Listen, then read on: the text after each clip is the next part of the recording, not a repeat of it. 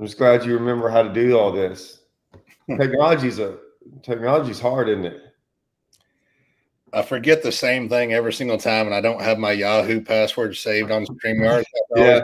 In my phone, remember what my password is. I always get it wrong. I have to send me a text message. It's a pain in the ass every time. Oh, I know. Like I forget that it's on. Like I'm not anymore that Google Chrome stuff because I got Safari too, and so it's always a weird deal. It's fine until like it'll usually keep me logged on, but every once in a while I'll get on and then I have to go through that giant. It is about an 5 to 8 minute process to figure out how to like get logged back in. So,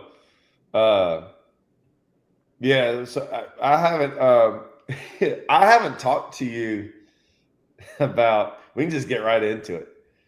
I haven't talked to you about all the stuff that's going on. With what? I had a lot of conversations. Did you get any phone calls after the event? Mm-mm. Oh, so we always joke around that like I never get. No one ever calls me after stuff like that. The only calls, and I don't get them anymore. Maybe that's a good thing. I know when I did bad. If I did bad in an event, I get at least one phone call, and it comes instantly. Yeah. Not instantly, but like the next day, and it comes from David Mullins every time. And I'll be like, if I don't finish somewhere in like the top, even 14th would be semi close.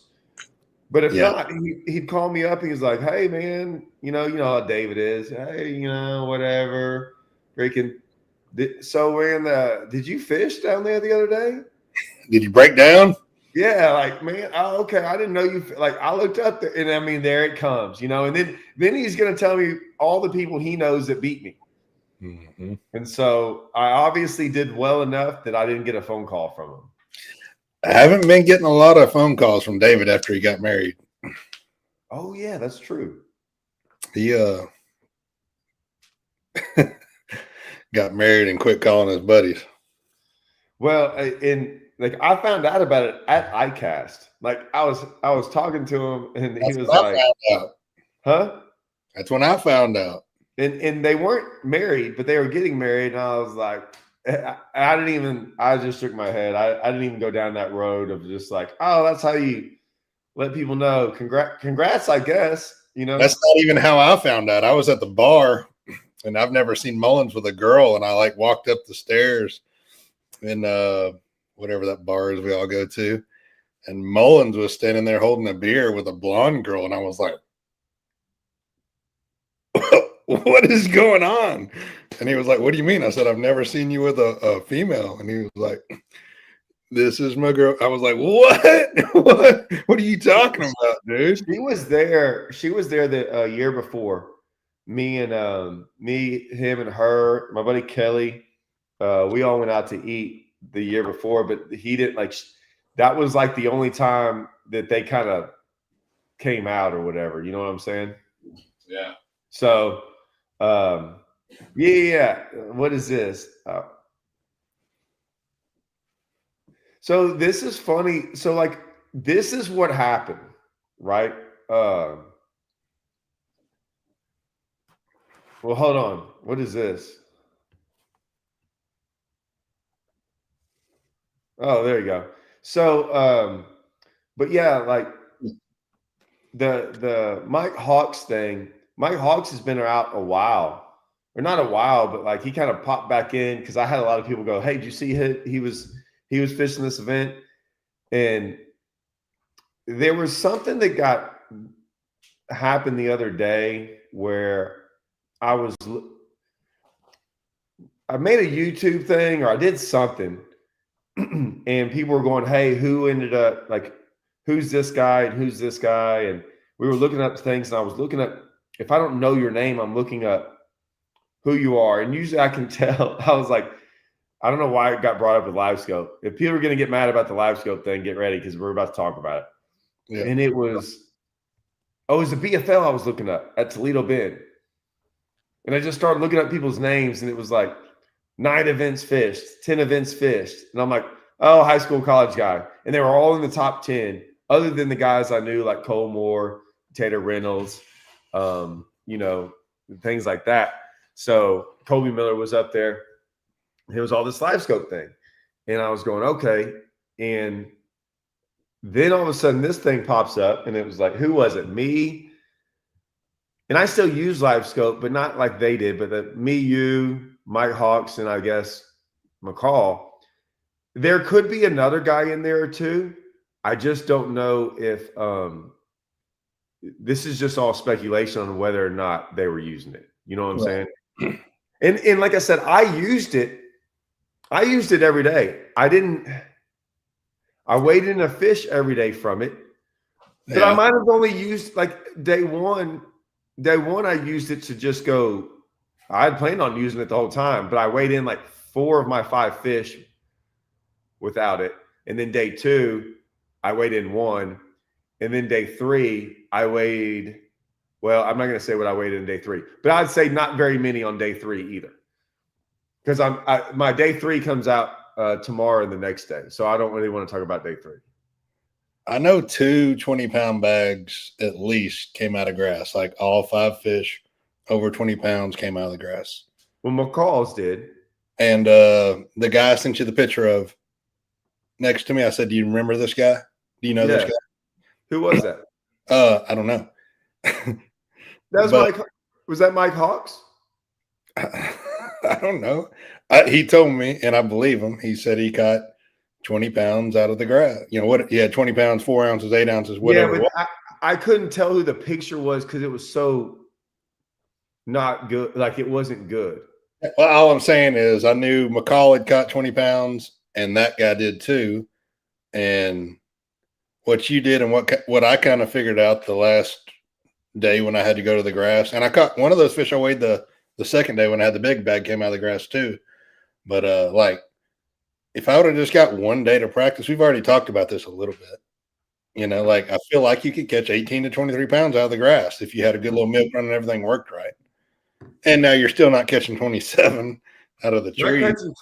You're not catching 27. No, but I think you're not catching 27 out of the grass. Do you know how it's been? I'm talking about it's been such a long time before I've caught 27 out of the grass in years. Not in a tournament. I'm talking about even in just goofing around out there. My caught a 5 something. That guy that I talked to had a 6 something the first day.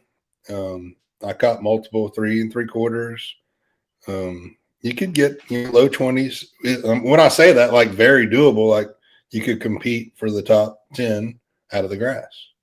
Yeah, I think I could have done a lot better if I'd actually just stayed. Well, once again, January out of the grass is not good. I don't care what anyone says. Correct. We did it because we like that. You know, like what? Especially when it's 10 degrees. Dude, I can't remember too many times fishing with 47-degree water out of the grass. It's usually horrible. And catching a limit is always what's scary that time of the year. Like usually it's just hard to catch a limit. So when I started on day 1 and caught 2, like if you'd have been, I was like jacked up. I rarely get excited. And I was like, holy crap, did I just catch 2 out of the grass in the first 10 minutes on day 1? And then I've never had another bite for like another hour. I'm like, oh, okay, yeah, this is what it's normal, you know? Yeah. No, it was very doable to compete out of the grass. I just didn't realize what it was. You know, I never fished it until the tournament. Like I said, I practiced the day after the Bass Champs because it blew like 15 or 20 that day, and it was cold that morning. Like I remember putting in going, what am I doing? Like it was cold. And I had one bite. That was the only bite I had in the grass. And then I went scope. So I did that forever. And then I went scoping. Now I didn't catch anything big, but I instantly within I had like 8 or 10 fish in the first 30 minutes scoping. Like it was like there were schools of them. And I'm like, this is okay. Like, okay, there I went and struggled for a grass fish. I got a bite and lost it. And then here I'm out here just catching them. I'm like, yeah, this is ridiculous. So do you think they broke up that week? No, they left.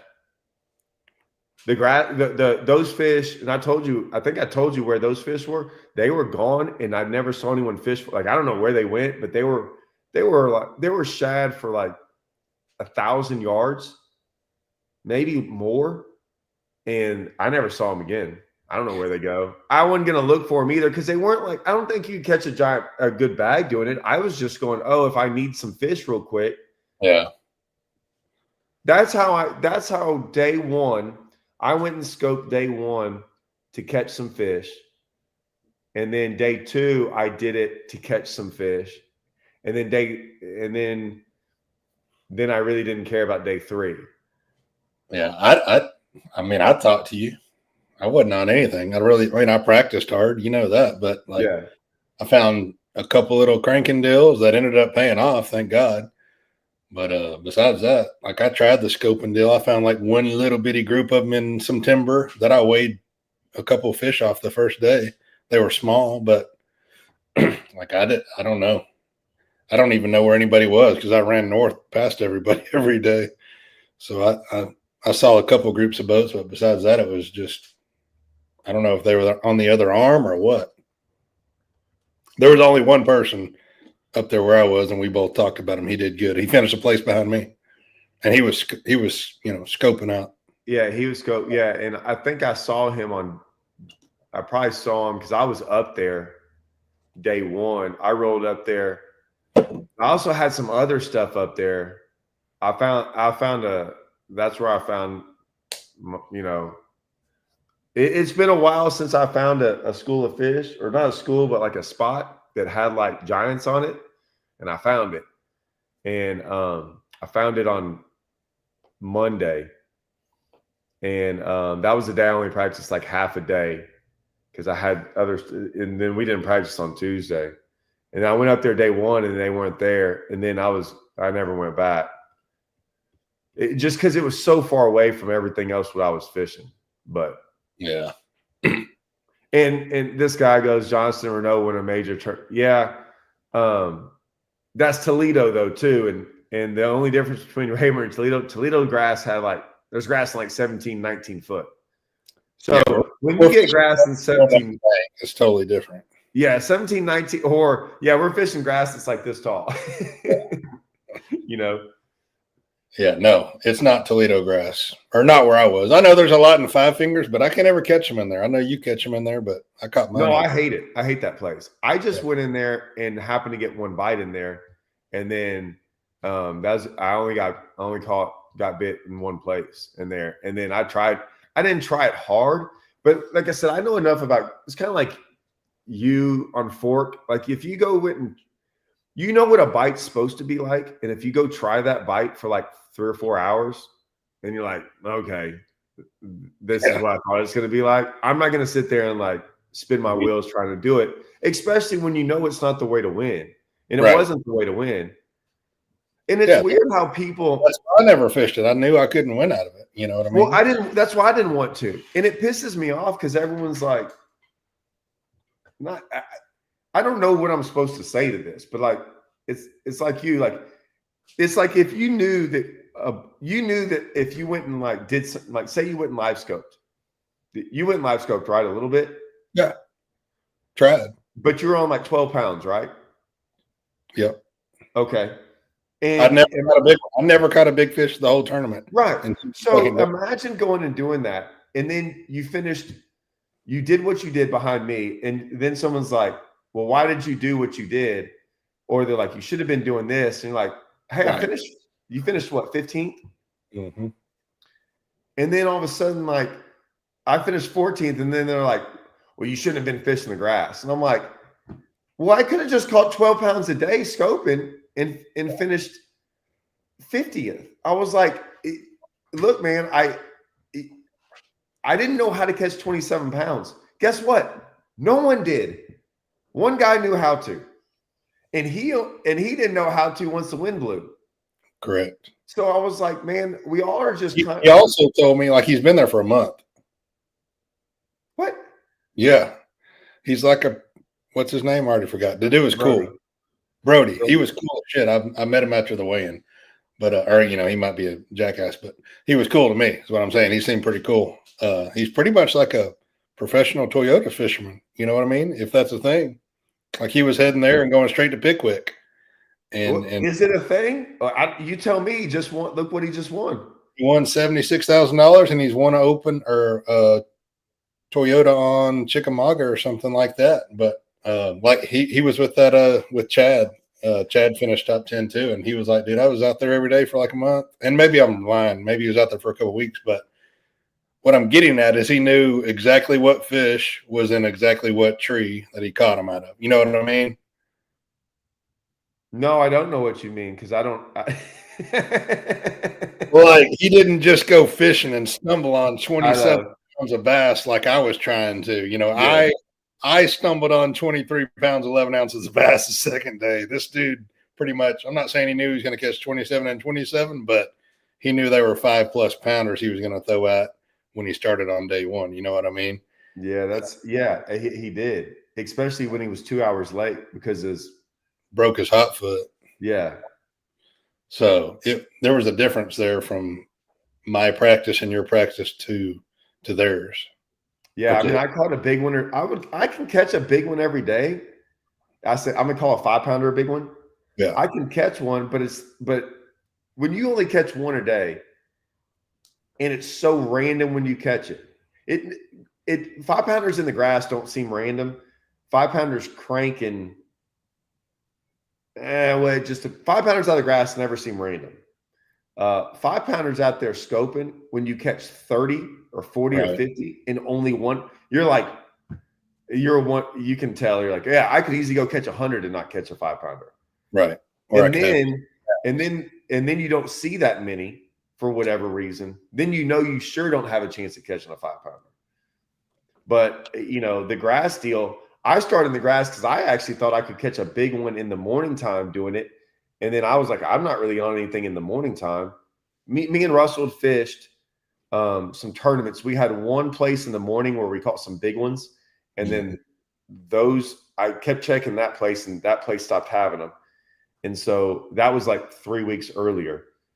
So, I mean, I was like, man, the grass is the greatest place to go catch a big one, at any time of the day.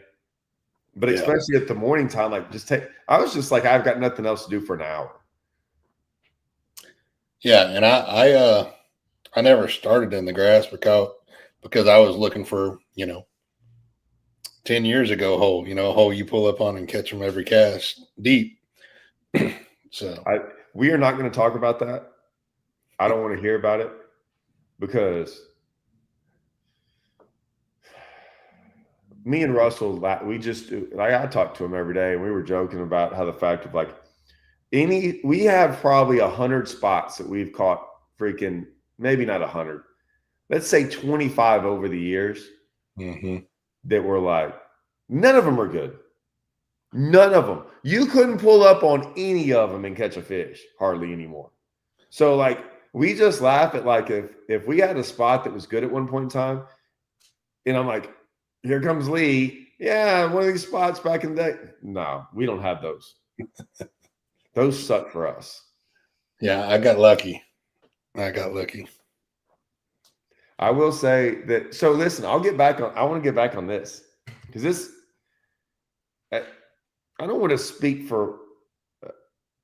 All I'm going to say is I got a lot of phone calls, and from all over the place, from a reporter to talk to some tournament directors, just from co-anglers, from friends of co-anglers, from people in the industry. And I got I got it all in and just listened to it all. And then I can tell you, man, it is I think 2026 is going to I think 2026 is going to be a big deal. And I think it's going to shock people, not shock people, but I think there's a giant change coming. And I'll put it to you this way. I didn't know the numbers. I don't really pay attention to a lot of the numbers when it comes to entries and all this stuff. And someone told me the numbers. I was like, are you kidding me? And there's a giant correlation at around 2000, 2001. And some people might want to blame it on COVID. And I'm like, that doesn't make any sense. And some people want to blame it on, the economy. I don't buy the economy thing too much because I've seen the economy affect fishing a little bit here and there at the lower range of tournaments, but rarely at the higher range. And I'm saying the higher range, like you might see like small little $150, $200 tournaments get affected. But usually at the Toyota Opens and of course at the higher, it never affects any of them. I think something's coming, and I think they're going to have to do it. I don't think there's a right call whether they do it or they don't. I think it's not going to be good either way. But I can tell you from a lot of people that didn't fish this event and aren't fishing events and the co-anglers, it doesn't matter. Take co-anglers out of it. That's part of it. Like I scoped the first day for an hour, and I like felt bad for him. I told him, like, dude, I'm sorry, but I have to do this. Like, it's pointless for you to even, like, he made a cast with an A-rig, and I was in timber, and he got hung up first cast. I was like, dude, I hate this for you. I hate dragging you around. I have to be on 7 or 8 because I don't know where they are yet. And it was pointless. Like, it was just, I felt bad. Yeah. 2008 is an actual, like, like everyone knows that. I'm talking about like just throwing out the fact of 2008, it had nothing to do with fishing. It was like, that was a big thing for everyone. I'm saying like, oh, well, now it's bad. And yet now fishing's down and it's blamed on the economy when, dude, I like I always say, I'm like, well, what happened with 20-something-year-olds? How did they get all the money? How do 20-year-olds have way more money than 40-year-olds? Because there's not a shortage of them. No. So, and that's not a knock. I'm just saying I don't buy that excuse. Now, I'm not buying the excuse that there's more 20-year-olds with money than 40-year-olds with money. So, that being said, I think it's, even if you take the co-anglers out of, I mean, there's like parents' money. I know it's parents' money. My point, someone's got money. People have money to go fish this way. It's never, I've rarely seen it. 2008 is different, but I've rarely seen it to where that's the issue. And it's not the issue going on right now. What's different in what I always say is this, is I think the 40-year-olds are different than the 20-year-olds. And I don't want this to be an age thing, but it kind of is. And guys that have done, the 40-year-olds don't have to fish. Like the drive in a 40-year-old is different than a drive in a 20-year-old. Your drive when you were 20 was way different, wasn't it? Correct. Like you were like trying to like make it survive, do anything. I'm sure you were. I'm sure you're like me, right? Like that's why you were guiding, correct? Can I click on these comments and put them up there? Tell me which ones.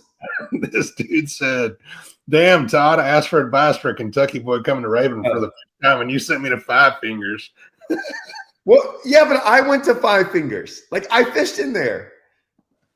I weighed in 4 fish from there on day 1. No, I just saw it and thought that was awesome. Yeah, but I weighed 4 fish in there from day 1. Where is it? Yeah. Andrew Tucker. Yeah, I know. I saw it earlier. But like I don't even feel bad. I weighed in 4 fish from there on day 1. Like no, he did tell me he was starting in Five Fingers. I just personally hate Five Fingers, so I won't even. So do I. But it was the one place with grass that I knew of. And so that's where I practiced. So like I don't feel bad about that at all. I told him where to go, and it's where I went. That's where I started. And then that's where I started my practice and the event, and went back in there and caught him again. So anyways, I think it's coming, and I think the 40-year-olds are looking at the leaderboard. What I always tell everyone is like, I'm going to use McCall as an example. If McCall, see, look at that. Good advice. It must have So been on Tuesday.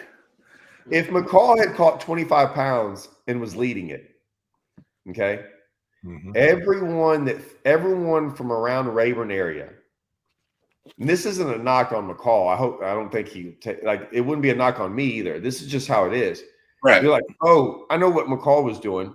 Yeah. Now McCall has won some tournaments more than probably almost everyone else on that lake throwing a trap in the grass. But I'm sure a lot of those guys think that they have a shot of beating McCall in the grass. Right. Because McCall can't win every tournament in the grass throwing a trap, right? He gets beat a lot too. We all get beat. But it's like, he's doing that. I can go compete and do that as well. Now, they might go out there and catch 12 pounds, but they still feel like they can compete. I think the guys now know what these other guys are doing, and they're like, yeah, I don't want to go do that, or I don't know how, or it's really not whatever. And they're like, yeah, y'all can have it. And I'm just not going to fish. I think that's what's going on. And there's going to be guys, and I get it. There's going to be guys that are like, well, I guess they gave up, or they don't feel like they can, and I'm like, you can call it what you will, because I don't care about that anymore. When 116 people only show up, I don't care if I piss off every one of my sponsors or anything like that. And what I mean by that is, at this point in time, they have to do something, because I don't want to compete against 85 people next year. Right. I don't care if they get rid of coiners. I don't care if they get rid of the live scope. I don't care if they tell me I can't have a piece of electronics on my boat, or I have to go buy a 15-foot boat. You can't just keep on going down the road going, well, this is how it is, and then 85 guys show up next year. And so I'm like, man, and I've always told, like, when the Brandon Belts were going on, and I talked to Brandon and all those guys, I said, man, I'm down with y'all's decision. My advice to you is this: don't ever take one person's advice. Don't ever listen to one person. Your entire goal should to make as many people as you can get to sign up for your event. Then it will be successful. The minute you stop having people, it's not successful anymore. So, like, I don't care what decision MLF makes, as long as it brings back more people. So you don't think the Open hurt? No, not at all. Has everything else been drawing? The Open's not full. Really? Bass Champs isn't full. Outlaw wasn't full. I mean, I said that when Bass made their little decision, or they blamed it on COVID, which is bullshit. More people fished during COVID than they ever did. Yeah. Oh. I know too many. I know the guys. So the reason I say it doesn't hurt is the Opens deal. Some of the guys that fished the Opens didn't even fish this Open. They went and fished another Open, the other division. And so Blake Schroeder's a buddy of mine. He's fishing the Open. He would have been in the event. Rick Harris would have been in the event. Maybe Jaden Parrish and Alec Morrison, but Alec's not even from around here, but he did fish last year. But if you go down I specifically went and started looking at names. And I was on the phone with Russell, and I was like calling out names, because he was like, oh, I don't know, Todd, And I said, well, what? And I just started naming people off that we just knew. Yeah. And after about the 50th person, he was like, yeah, okay, I get it. And I'm like, yeah, man, they're not fishing the Open. Where are these guys at? Because they were here 3 years ago and 2 years ago, and now they're not. And they still fish. They still have a boat. They didn't lose all their money. They're just not here. And I think it's pretty obvious why. No, I agree with you. I mean, it is what it is, especially for having codes. You either got to get rid of your codes or get rid of the technology. Well, even when I talked to the term director, they got lucky at the last day and were calling a boater to get one more guy to show up, because they ended up 116 and 116. He said they almost came for the first time in history where they couldn't have gotten it matched up. Now, they will say that that's not counting the boaters that said, hey, you're 20th on the waiting list. And I'm like, well, I'll see what happens. There's actual guys that paid all their money and they were going to have to like refund them. But I'll say it like, even if those guys from the opens, say there was 15, I don't think there's more than 20. So even if you put 20 more guys up there, that's what, 136. That's still not what we had the year before. So so even if you put 20, but he goes, we wouldn't have been able to put 20. We didn't have 20 co-anglers. Right. No, the co-anglers are going to be a problem if that keeps going. 100%. In my opinion, I hope I don't say, they're going to have to get rid of co-anglers or live scope next year. It's not even questionable. Yeah, that's what I told every co-angler that day. And people think I'm a technology hater. I'm really not. I love using it. I've been using it this week. I don't think the co-angler solves anything. It doesn't. I mean, it just makes us not feel bad for trolling around and drowning them behind us. Yeah. But I don't think it solves. I don't think it's. My deal is, if you had to ask me, I don't care about any of that stuff. How do you get 200 guys fishing the Toyotas again? The Toyotas are better than the Opens in payout. They have the most unbelievable championship ever. They stay locally, right? Like you usually don't have, like the Opens right now, I have to travel freaking all across the country to go fish 4 of them. Mm-hmm. Or I can fish Toyotas. But we're our age, I'm 39. I don't know how old you are. These kids are chasing what me and you chased when we were. Yeah. That's fine. Different mindset, they're chasing the elites. But you said kids. The fishing industry is young right now. It is. Well, okay. So why is it young? They're kicking ass because of the technology, but they're putting in their time. They're putting in their time. If they didn't have the technology, man, the same 5 or 6 kids that are spending a month on a lake would be. I got no problem with that. I'm not saying they'd be winning, but they'd be competing. I got no problem with that. But here's the problem. 3 years ago, when they weren't kicking everyone's butt, there was 200 people in the event. Yeah. That's fine that the kids can go. I'm sorry, but listen, the kids can go whoop everyone's butt and they can go fish against each other. And all 40 of them can go fish against each other. And they can have a big old derby with 40 people. And some people are going to listen to this and get all mad. Don't get mad at the truth about what's going on. There's more kids like fishing now than ever. And that's fine. Well, we're calling them kids. I don't know how old they even are. Yeah. Okay. There's how old is Brody? Brody is young. Chad's young. Yeah, I was young. I don't know what age that is. Mid-20s. I was doing it. I was doing it that age too. Like, so no one can sit there and say I wasn't doing it too. I could care less. Like, no one can sit there and say that against me and you, because we actually entered the event and showed up. Like, we're not the ones. Like, I'm going to enter all of them. If they didn't get rid of live scope, I don't care. I'm not going to get in them. I get it. I'm getting in 40 events this year, and you can use live scope in every one of them. Well, not 40. I'll get in like 25 or 30. So I'm not worried about it. What I get pissed off at is that when I got my check and I looked at my check and go, that's not what it, and that's not MLF's fault. Yeah. That's the fact that 200 guys didn't get in this thing. And I fished the Bass Champs. And those guys didn't get in it either. So how much do you think the cold had to do with it? Because it was miserable. Nothing. There had to have been a couple guys not fishing. I have been fishing for 20 years on that thing. You can go, man. If you would have talked me out of it, I wouldn't have fished. Look, man. What year was that? I came in 5th in that event. I'll look it up. I came in 5th in that because I remember McCall won that event. They canceled. You know how many days they've canceled because of snow and nastiness and all this stuff? Dude, they show up. It's Rayburn. Listen, I've been pissed off about Rayburn guys forever because they can't wait to have a tournament in January. And I'm over here like, why can't we go out there in freaking July? It's great. And they will show up in the nastiest cold. And I'm like, I hate this. And they freaking all show up. It doesn't like, and guys are talking about like, I don't want to get into why they're good. That's irrelevant why they're good. I don't care about any of that stuff. All I'm saying is that there's not enough of them. If there was 3 times as many kids out there under 30, if everyone in the event was under 30 and there was 250, I'd be like, dude, y'all better not do a thing. Whatever y'all are doing, keep it the same way. If there was 300 under 30-year-olds out there fishing, I'd be all for it.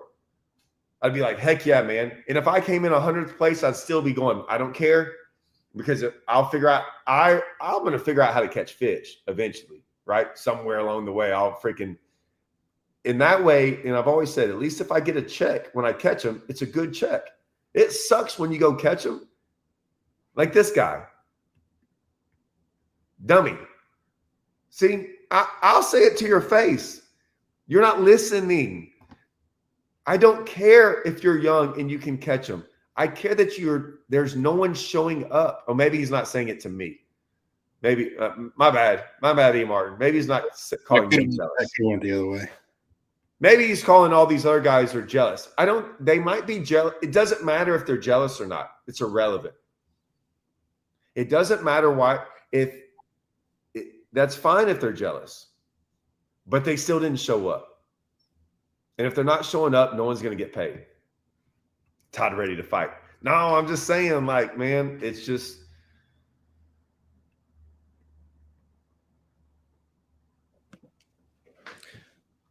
I just don't, Somebody asked if, does anybody know if the NPFL had a wait list? That's a good question. They filled them up. Yeah, I think they added some spots, actually. They filled it up easily. I think they capped it off at whatever it was, 120, and they added 5 more or something. They filled it up easily. So there's a no scope, no hope tournament in May. They're trying out this year. I know Randy Despino puts his tournament on in Toledo, and those guys, and they'll have 200 and something. They'll have a bunch, and then Toledo, and there's something happened on Ray. I don't know if it's a Rayburn. My buddy Kelly was telling me about it. It's a Rayburn Toledo like north-south thing, or maybe it's a Toledo like you can only fish like above the bridge, and then below it in another thing. I don't know, but all I know is that that's like you can use your scope all in practice, everything. You just can't use it in the event. Right. So they're going to try some of that stuff out. I mean, we're going to see tomorrow. MLF starts tomorrow, or BPT starts tomorrow. They can only use it a third of the time. That one's going to suck because I know Conroe. It's cold. The water's never that cold there ever. No. Oh, I'm sorry. No, they're going to crush them. The big ones will be caught. Yeah. No, they're going to crush them. Mm-hmm. You know what I'm saying? Size, yes. No, fish. Watch, they're going to crush them. They're going to catch fish. It's going to be good. There's grass there right now too. Yeah, but it's not a live scope lake. Like I've talked to They all are though. No, I mean by this time there's too many guys that catch. No, like even live scopers are like it's not a good live scope lake. Well, no, you're not going to catch 100 on bait like you do at Houston County or something, but they're still going to catch them with it. I'm just telling you, man. Most of it and stuff like that. I'm just telling you, the guy like Russell lives on that lake and freaking beats everyone down there all the time. Like, not when I say beats, every time he's like, "Oh, we didn't do good. We came in third or something." Like he wins Angler of the Year every year in the Tuesday nighters, all that stuff, and he knows everyone down there when they catch him or how they call, to a degree. And he's like, very rarely is it ever a scoping thing. Even like the top 5, it's usually all just regular. Until Spencer Sheffield and Jacob Wheeler and Cannell show up and they catch in water on a log. It's they do. I don't care what you say. They do. It. I mean, Eastern Fothergill went to Eufaula, Oklahoma and caught a 9-pounder on live scope. I'm just telling there's a lot of most of the good live scopers I know, a lot of them are from down there. And they're like, it's not that good. Like you can catch a fish until you're like, man, I caught 18 pounds doing it. And then the guy rolls in with like 28, like regular fishing. And you're like, oh, like those big bags, when they get caught are like every tournament winning bag on Rayburn and Toledo for the past probably 5 months have been up. Maybe I wouldn't say a year, but 5 months have been live scope. Conroe, I would say maybe less than like 5% of the winning bags have ever come off Livescope. I talked to a couple of the guys, and they were like, "It's going to be hard to get a bite without it." Well, that's because they don't know what they're doing. Because our my buddies are down there. They said, "Oh, it's pretty freaking good right now, just like fishing." Yeah, they said it's really good. Should be 2 spots with a lot of boats. Huh? So there should be 2 areas with a lot of boats. Yes, there should be 2 areas. Man, hey, so listen, I don't care. Like, I don't even want to say this. We were down there at Toledo, and the elites were there one year, and it was during like they were fish on beds and stuff, and that was when we were winning a bunch down there at Toledo at the time, and like 20 pounds was like just going to a creek and catch 20 pounds. The one like one, huh? The one no. I forget which one it was.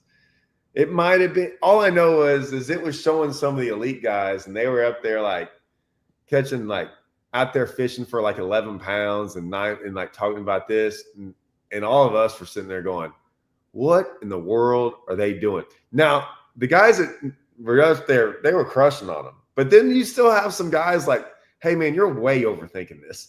Like you're out there trying to fish hard, and you just got to go up there and like, hey, there's a 3-pounder, and it's like stupid and looking at you, and that's like a small one. Yeah.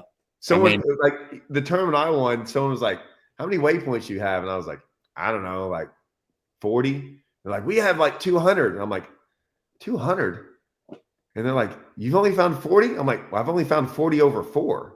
Yeah. They're like, "Oh, well, we just been marking everything." I'm like, "Well, dude, yeah, there's like 1,000 of them." Like, you just half your day looking at 2-pounders. Yeah, it's like it was really good.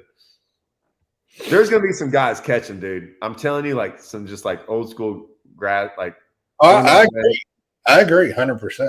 Like it should be a great. I'll watch it, and part of me wanting to watch it is the half and half, or whatever they have it at, a third with it, third without. I think we should have been half and half. I've been very vocal about that. I don't want it banned at the elites. I think we should do half the year with it, half without it. I want to watch. Everyone on YouTube knows that's what I said all year long. That it was a no-brainer. It was that easy. Yeah, it was easy. So hey, so like everyone, so this 3-day deal, like so the invitationals did it 1 day with, 1 day without, and then 1 day with. The last day you can use it. Right. Say in the Toyotas, say they did it because someone was like, "Is there a way in the middle you could do it?" And I was like, "Well, I mean, I guess the only way is 1 day with, 1 day without, and then half a day with." Yeah. I don't know. Would that even be a thing? Yeah, I mean, I think they should be able, as long as we all have marshals, to you should be able to decide when you want to use it, which half of the day. You know what I mean? Yeah, I don't care. Yeah, dude. Hey, you know what? This could work too. Oh man, see, I got all kinds of great ideas. I just now thought about this. You're gonna love this. So MLF, I'm not gonna say, I got something sent to me, and I guess no one's talked about it. They had this like lock box they're putting them in, which I always laugh when you hear the comments. How are you gonna police a guy with Livescope? I'm like, they got a marshal in there. Like, can a marshal not stand up and look and go, "Yeah, it's not on"? I mean, this isn't. You know what I'm saying? And I was going, just look up there. It's not hard to tell if it's on or not.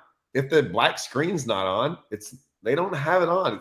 I mean, you can use all the other things you want to, but you know how Humminbird, you remember how we used to have Humminbird and it would have a time on there? Like it would say that like the hours you've used it. Yeah. It was like a running clock, like no matter how long, I don't know. I'm sure yours was up to what, like 4,000 hours, right? Or whatever it was. You could easily do that to where they could build it. It's not hard, but build in a technology in there that goes, "All right, y'all got an 8-hour day. You get 4 hours with it. I don't even care when you use it. You can use it any 4 hours you want to." Oh, it'd be easy to put it in the software system for sure. Yeah, and then if there's a problem, they just go over there and look at it and go, "What was your hours today? 3 hours and 59 minutes. You're good." Yeah. No, there's a million variables they could go with it for sure. See, we fished this last year. Me and Blake fished this and came in second. On Tyler? Yeah. We came in second. It was after some event. It was after the Toyota event on Toledo. And I think we rolled on over there and we finished second. Because Blake was like, you see they put that in there? I'm like, well, shoot, it's not like we used it that day.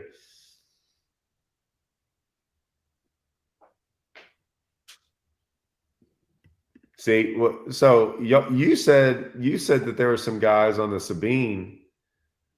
You said didn't who Patrick caught a couple of 3.5s with it last time we were there, or a couple of 3s. For 100% fact, I talked to him. So you'll definitely see some fish caught with it. How did he do? Very good. He made the cut. I remember that. Well, 3s are pretty good down there. No, he caught his 2 biggest fish using it. He told me. Yeah, he caught pretty good. Like off of a log, and then one of them off of a channel marker or something. Oh, what am I doing, man? You're right. What am I thinking? Just put in the software that it shuts off after 4 hours in a day. It just this can all be done. Don't give any.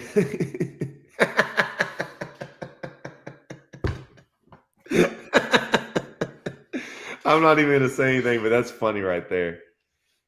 Mine's running good and smooth right now. I had my meeting earlier. I'm laughing. I can laugh. Yes. People.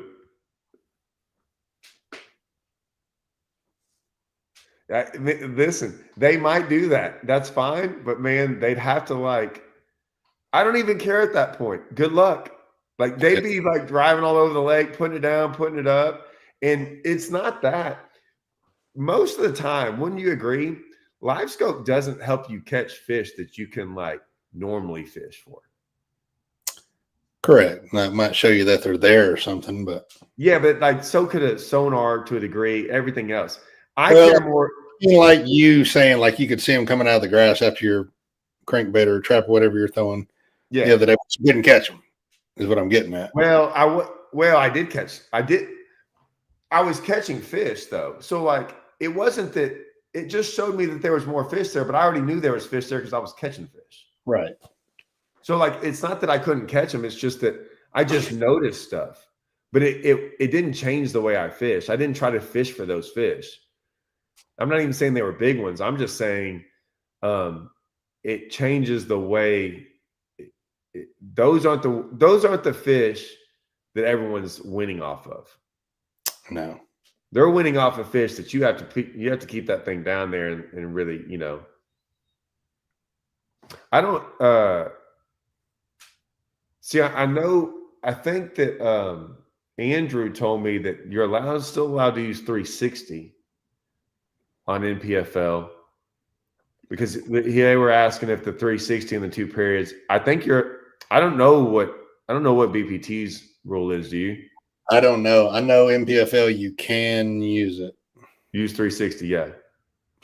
Because it's not live. There is a delay there. I am going to bring up the software idea. They'd have to do it in all of them, though.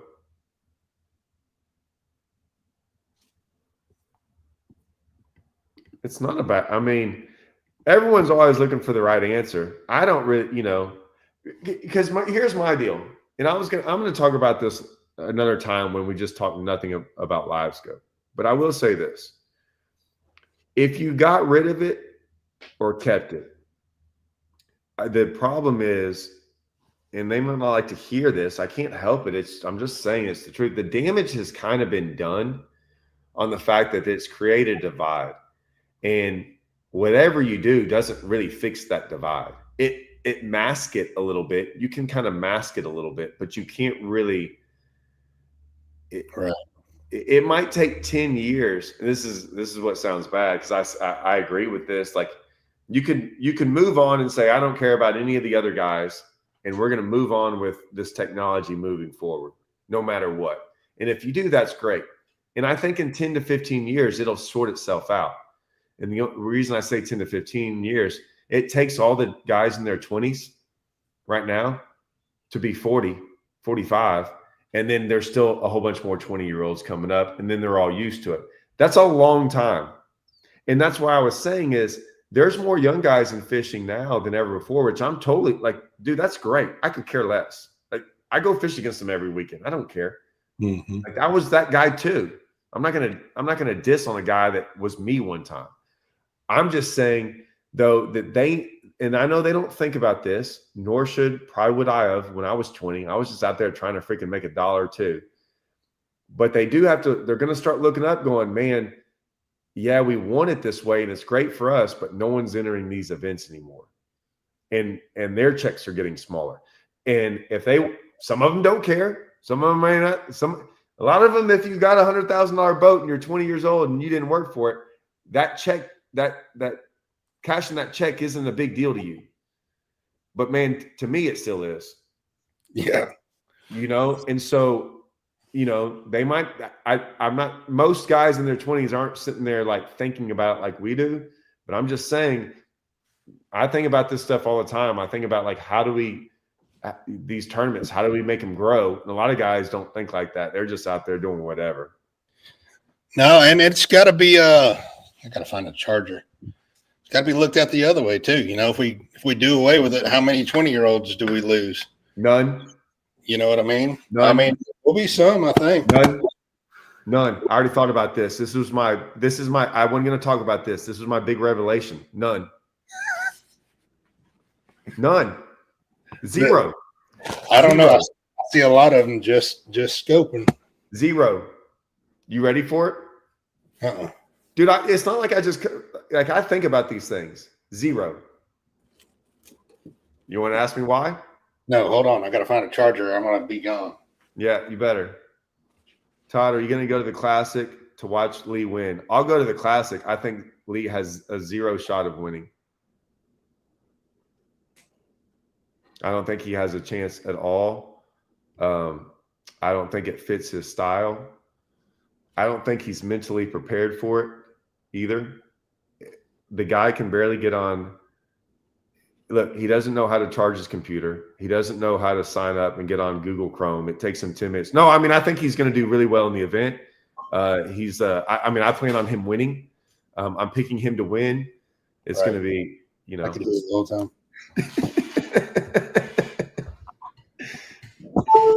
All right, there we go. So we'll lose some. I don't agree with that. We'll lose some. I think we will lose some. No, here's why. You ready? When did you really start fishing? Like tournament fishing or fishing? Either. My whole life on the fishing deal since I can remember. What could they have done to you so you quit fishing? Nothing then. It was okay. There you go. But I wasn't fishing for competition like these kids. Dude, these kids aren't fishing like I did. I was running trout lines and jug lines and noodling and crappie fishing. Fishing.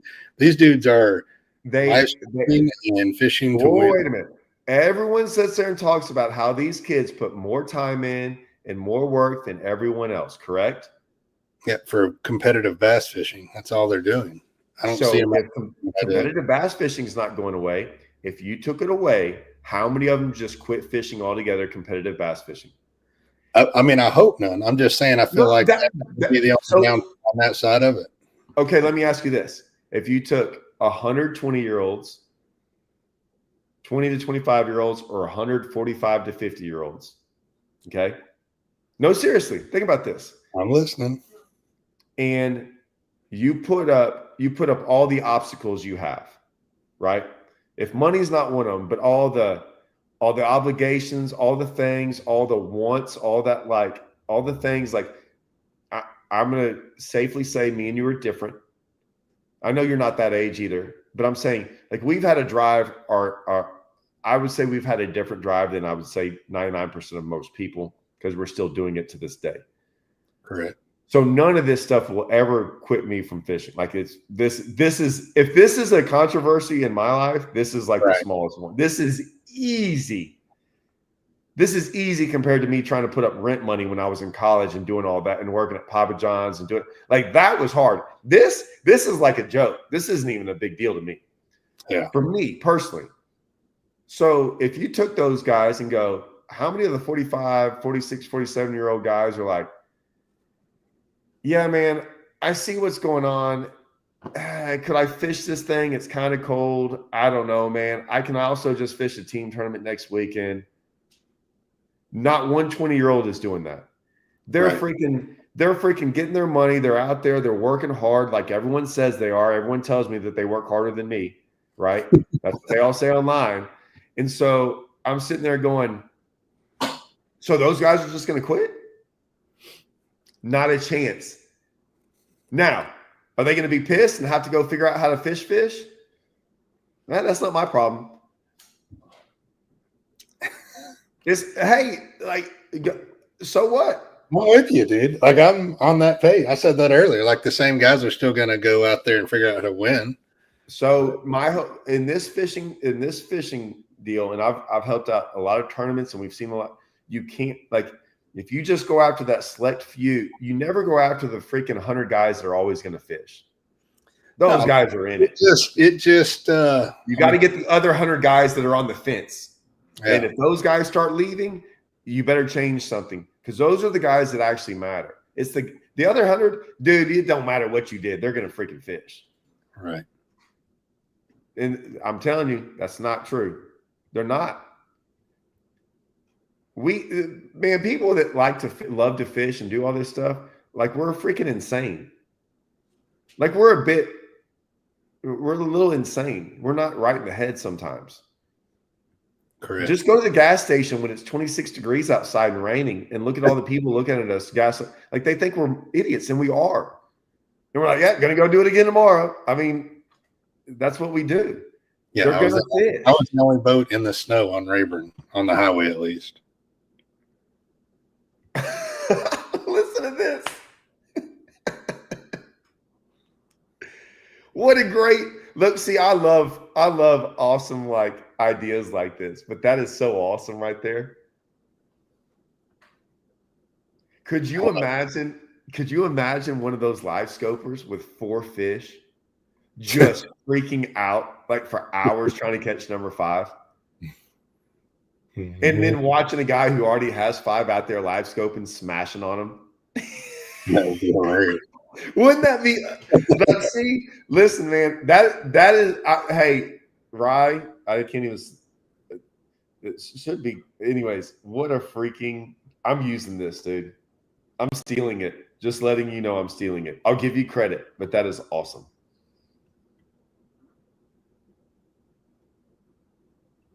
And see, like the thing is, it's not going away. Like no one said it's going away. I don't care if they banned it in I'm not taking it off my boat. I'll still go use it. There's no way you'll ever catch me out there crappie fishing without it. No, I don't care what anyone says. I don't care if the whole crappie world comes after me.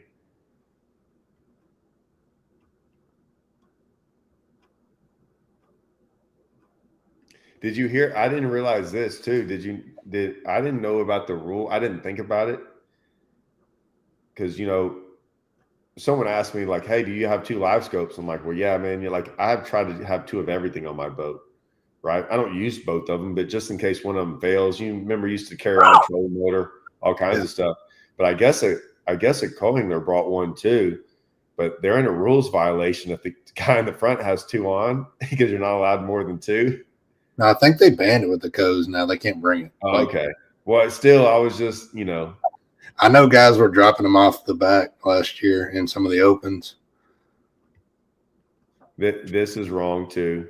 Sorry, you're wrong. You're wrong, Furious Fishing. 20-year-olds with a $100,000 boat don't run out of money.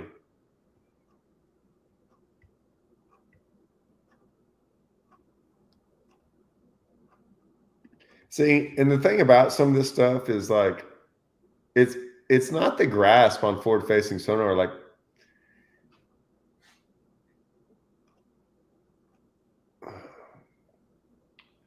it's not that I'm embarrassed to talk about it, but I mean, I do it a lot because I know that's the way to win. everyone was doing this tournament. It still doesn't mean you can go find 27 pounds. Part of the problem with me and Lee is the fact that we actually do know how to go catch a big bag without it. And it gets in the way sometimes. Wouldn't you agree? Well, yeah. I mean, if you're going to be a scoper, you got to be a scoper. You can't go try to do this for an hour and then go try to do this for an hour and then go scope. It just never works like that. It's not like they're just pulling out there and yanking them. You know, they're working. Yeah. It's just for totally different. There were tons of scopers that we beat in the event. Tons. Correct. Like tons. And I'm not going to apologize for knowing how to go catch them another way. I also knew that like some of those guys were like, I couldn't catch over 12 pounds. And they stayed with it. And that was their choice. I couldn't catch over 12. I didn't think I could catch over 12 pounds, but we're pretty honest with what we can do. And I'm like, well, I think I can catch a bigger bag, maybe doing something different if I figure it out. I got to like save face every once in a while. Like I like Angler of the Years, and I'll go take a 14th place check and move on to fight another day. Right. So I mean, I have a pretty good grasp on it. I just don't always necessarily need to do it. Family just got here. Got caught. No, it's a tool for sure.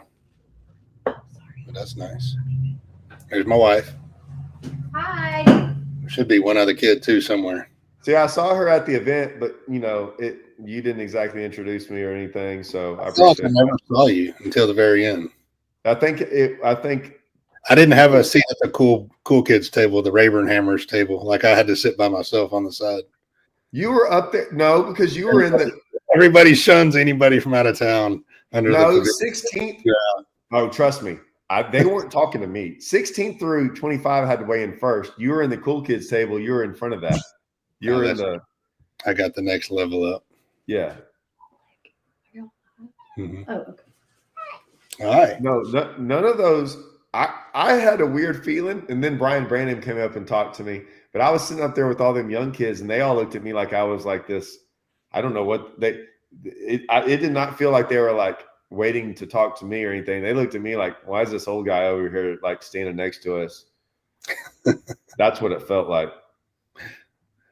Yeah. Now there's a good crowd down there. I like those guys. What guys? I never saw Russell. Just the Rayburn crowd. It feels like a Tuesday night tournament in a good way. Like everybody knows everybody. You know what I mean? No, see, like that's so I get more people talking to me when I get away from Rayburn. That means they don't like you at Rayburn. Yeah, I know. I'm fine with that.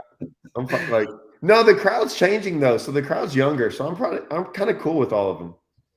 Yeah. Now there was a good crowd for Dakota. Good crowd for Colby. They got. I mean, it was cold as hell too. You got to remember that. Now, I will say this. They might not like me after my little comment I did when we were waiting on our checks. What did you say? Do you remember? When all of them were around and I started talking about how they weren't going to get to do it next year? Oh, yeah. Oh, yeah. That was the Hammer Rayburn click right there. Dude, I was looking at you and you had your sunglasses on and you never made it. Like you just sat there.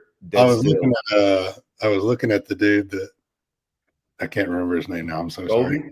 Yeah, Colby, not Colby Miller, but the other Colby. Yeah, I was seeing how he reacted.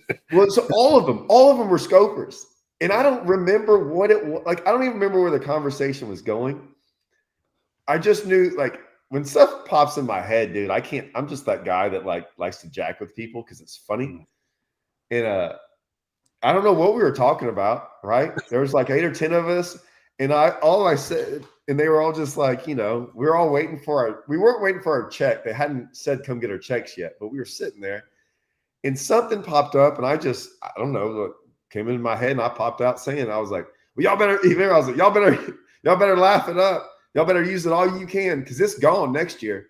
Yeah. And like, I just wanted to kind of see their reaction, and when it just went silent. And everyone just sat there. And I'm like, oh, keep this going then. So I kept on. I was like, I was like, yeah, man. So like y'all use it all y'all can this year. I wouldn't do anything else because next year it's going to be a whole different story. And then Colby was like, he was the only one that spoke. Remember, he was like, well, yeah, I mean, I guess you could see because the Coingner. I'm like, oh, the Coingners weren't here. And I just started randomly saying all this stuff. And dude, it got quiet. Like they just sat there. And because I was like, oh, it's a done deal. It's over. It's decision's been made. 2026 won't look like this and blah, blah, blah. And like that one guy walked off. The one guy like literally just walked away. And then I remember leaning over to you like, hey, man, how long do I keep this going? And you're like, oh, keep it going. so I was about to be like 5 minutes and like let it, be like, I'm just playing with y'all. And then all of a sudden, Mark's like, y'all guys come get y'all's checks. And everyone walked away. And I'm sitting in line and Colby's like next to me. And I'm like, hey, Colby, I'm just joking, right? He's like, oh, are you kidding me? I'm like, yeah, I have no idea. Yeah, you don't have to vote. Yeah, he goes, man, I think Wesley got mad and walked off. I said, oh, yeah, I saw that. That was hilarious. I said, so none of the other guys think I don't know if they know I was joking or not because I never said anything to them. Do they have their boats set up exactly the same? Yes. Like even with the titles? I think so. I don't know. I don't really. All two boats that look exactly the same, like set up, same color, same scope setup, same power pole, drift paddles. And it had to have been those two guys. Like, I guess they fished team tournaments together is what I'm getting at. Yeah, maybe so. Well, they definitely fished team tournaments together. Yeah. Except in the Bass Champs, which was maybe they just did it so they fished Bass Champs. That's when they came in 3rd and 5th together because they've been crushing it. They crushed it last year. They won a Champs last year and some other stuff. But I wonder if they tried to – I wonder if that kind of made it tough on them with a big tournament the next week. And so it's like easier to fish with someone else. And then that way they're not getting like on each other's stuff. Because I would say me and Russell fish with each other all the time, and we've never had an issue ever. It's never been a thing. But scoping might be a little bit different. I think. I don't know. It maybe not. I don't know. Speaking of Russell, what happened to Russell in the tournament? Well, he scoped the whole time. He found some fish in the grass, but he's like me. He tried it a half a day one day, but he didn't really try it very much. And then he found some fish, didn't really ever think it was all that great, even scoping. And so day 1, when he didn't do good, he was like, I don't care. Day 2, I'm going to all new water. I'm going to scope the whole time. And he's like, I have nothing to lose. Right. So that's what he did. I was close to doing that after that first day when I only cut 12.5 pounds. I was so close to doing that. Yeah. I hope I'm in their head because I hope they call up the tournament director and start asking them.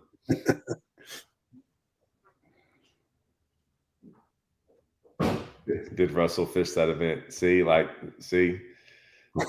Mullins doesn't call Russell up and say that to him. I think when's y'all's first event? I don't ever even know when y'all start.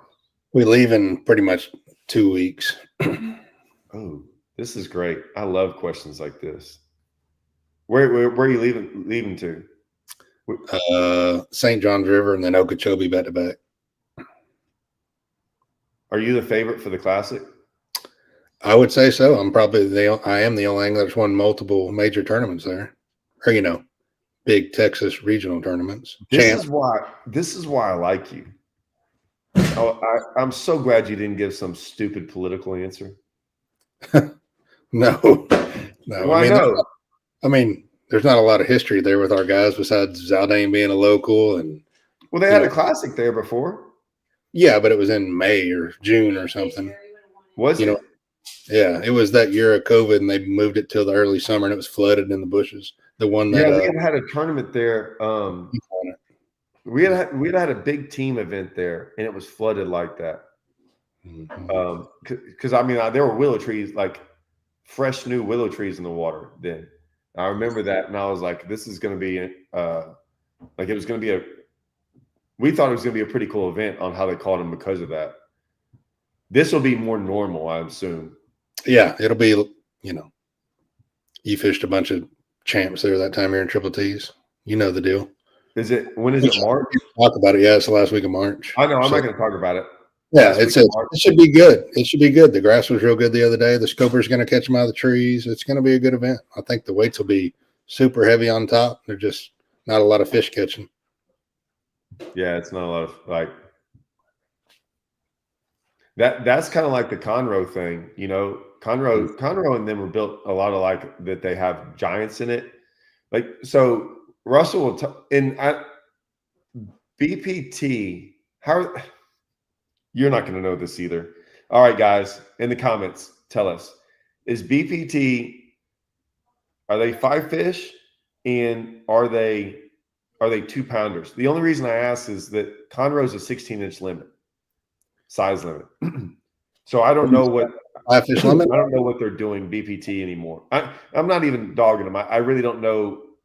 No, I think they do not every fish counts, but like their cumulative weight. They usually have like a set minimum. You know what I mean? Like a 2-pounder though. Yeah, whatever the weight is, 2 or 3, 1.5. They do it different everywhere they go. Surely it's at least 2 at Conroe. Well, yeah. So Russell will get done. He's like, "Oh my gosh, we smashed on them. We caught like 13 or 14 keepers that day. Like you catch 13 or 14 keepers. A lot. That's a lot on Conroe. Yeah. Same thing with Ray Roberts. Oh, that's like 3 days worth of Ray Roberts. Yes. Well, that tournament this year that somebody can win the classic without catching the limit. So like this year or last year at Ray Roberts for the Bass Champs, I couldn't get anyone to go fish with me, so I went up there and fished by myself and finished 4th.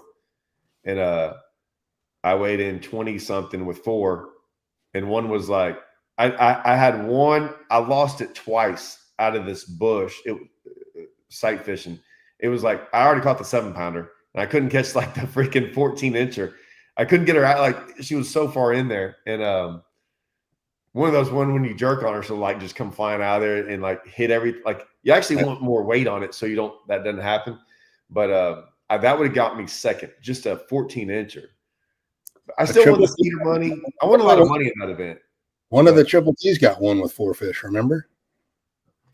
Up there. We came in second.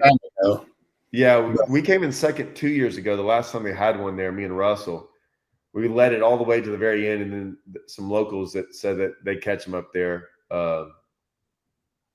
They caught them. I'm not worried about no info rule. It's March. They're going there. I'm not saying anything. Right. Oh no, I'll cut him off if he's getting. Plus, I have a YouTube video on it, and I've already done it all. It's all public what I talked about. That was like last year. You think Milliken will do good? Man, I've never scoped up there, so I don't know. It's a different lake. I mean, me and you fished the last major tournament there besides a chance, which was a belt that you and Russell did really good. Y'all weighed like 24 or 29 the second day, and I won it.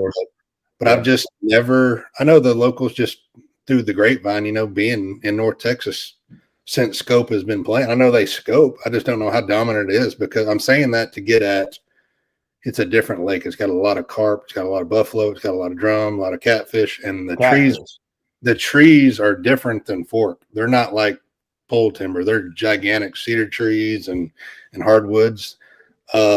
I think if it's good for scope, the guys with it will dominate, and the weights will be huge if they can catch 5 fish a day. Yes. Yeah, I'm not going to say anything. Yeah, and that's stupid. I have scoped there before. Yeah, and I know some guys were doing it in that belt. The wind blew real bad and it rained that week. Remember? Yeah. So it was a little bit different, and that was a February event. But I think it could go either way. It's. I think Milliken. You shared the boat with Milliken. Shoot, y'all even take kids out. Yeah, we fish all the time. We remade that one last week. What? That commercial with Trey and me and Ben. Why? Nothing. Ben was picking me up off the bank. Like Ben's out there at daylight till dark, and I'm like, man, dude, I got kids. I got to take kids to school and pick kids up at school and stuff. What do you mean you remade it? I mean, you didn't remake it from like how it's done. No, we were filming. Me and Ben were filming, but he came and picked me up off the bank. I was fishing on the boat ramp. I was just joking, saying I was like Trey fishing off the bank. Well, yeah, that's what was. I was just laughing about how y'all got. I don't know. That's the only part of saying I was like, y'all fish together, you know, and I was thinking about the commercial thing. Yeah. But I think like Ben should be like, just, there is something at times where the Texas thing kind of comes up and fishing around there and fishing for big ones all the time and kind of like getting it, just because like different parts of the country are just different. It's a different lake. It's a different lake. You know, it took me a couple years to get a grip on how to fish a tournament there, honestly. So, but our guys are good. Everybody will figure everything out, and it'll be a good event, I think. But you'll be able to catch them from 1 inch water to 30 foot.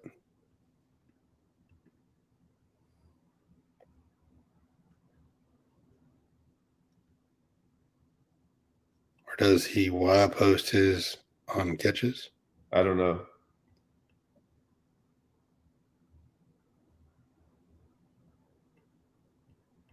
I don't know. I just saw Lee, and then I didn't read the rest of it, and then I started reading it, and I'm like, well, now I don't know what it means. Let us know what the end of that means. Hold on. Oh, there you go. No, that's what happens when I say this all the time. You know, scoping is awesome. I love to do it by myself or crappie fishing, but it is not fun to do with another person. It's not. So Ben's a freaking trolling motor hog. He just sits up there and catches all the fish, and I'm just the middleman comedian. But you see in both of those videos that when I get on the trolling motor, I catch one pretty much instantly. Dude, listen. So when I did the Zona show with him on Rayburn, this is the best. I've talked about this before. So we're out there and like he's filming with someone else the day before, and they had to switch lakes because they didn't catch him. Right? He hates. He's like, Todd, what do you know what we're gonna go do? I'm like, yeah, I'll go out there the day before. I'll figure it out. And so I call him up, and I'm like, hey man, I got this really cool way we're catching them. It's pretty cool. Like they're schooling out here. We're smashing on them, blah, blah, blah. And then I'm like, hey man, we're not going to plan on doing this, but let's go cranking real quick. So me and my buddy went cranking, catching like an 11 pounder. Right. And then we catch another one, like an 8 or 9. And I was like, oh my gosh, man, this cranking thing. He's like, are you serious? They had been out there. Like, this is it right there. They had been out there cranking and couldn't catch any, and left and went and did something else on Rayburn and then filmed somewhere else. So we go out there but we didn't plan on doing that. Well, the next morning we go out there and we crush on them. I'm like, hey, let's just pull up to this one cranking spot. This is back when they actually used to get on spots, you know? And so I didn't know if they were going to be there, and we crushed on them. Well, I will say this. I was catching them really, really good, and he was catching some. Well, then I said, okay, we got this other way to catch them, you know, and we went up there and throwing a red eye in the grass. Like there was grass in places that it never should have been. Mm-hmm. And dude, I smashed on them. And then we saw her catch some on a rage swimmer. And then at the end of the day, we caught someone like a 4.0. And I get his point. He was like, oh my gosh, we don't ever have a show on a 4.0. Let's catch these for a while. So we caught him for like an hour. But dude, I smashed him with the red eye. And he wasn't catching much. None of that made it. None of it. Like none of it made it. And he was like, oh, we do enough on this. And I'm like, dude, these are some big ones. None of them made this. None of them made it. And Zona's going to make the Zona show how Zona wants the Zona show to go. Yeah. Or he's it ended up. He also chipped his tooth. He's got one of the best things ever about the Zavali kid, like the ending. But I mean, he also let me file his tooth when he chipped it with a file on TV. Like, because I was like, we're putting that on there. Because that was real. Like he was like, I can't fish all day with this. It's poking me. And like he chipped his tooth on the line or something when he was like getting a fishing line. And he talked about it for like, we couldn't get through the show because he was like, this is bothering me. And I'm like, let me just file on it for a little bit. And I filed on it so it wouldn't bother him. And then he was like, the whole time he was like, I think I might lose some sponsors over this. Probably gain some. Yeah. Well, then he had to go he had to go get everything fixed, and it ended up being a big ordeal. But it was funny, man. Like the tooth file, like it was pretty. I was like, oh, this is gonna be bad. I don't talk to Milliken much, but I do talk to him. How about this? Do you know what do you think the weights will be? Now remember. Now I want to say this. I want to say this real quick.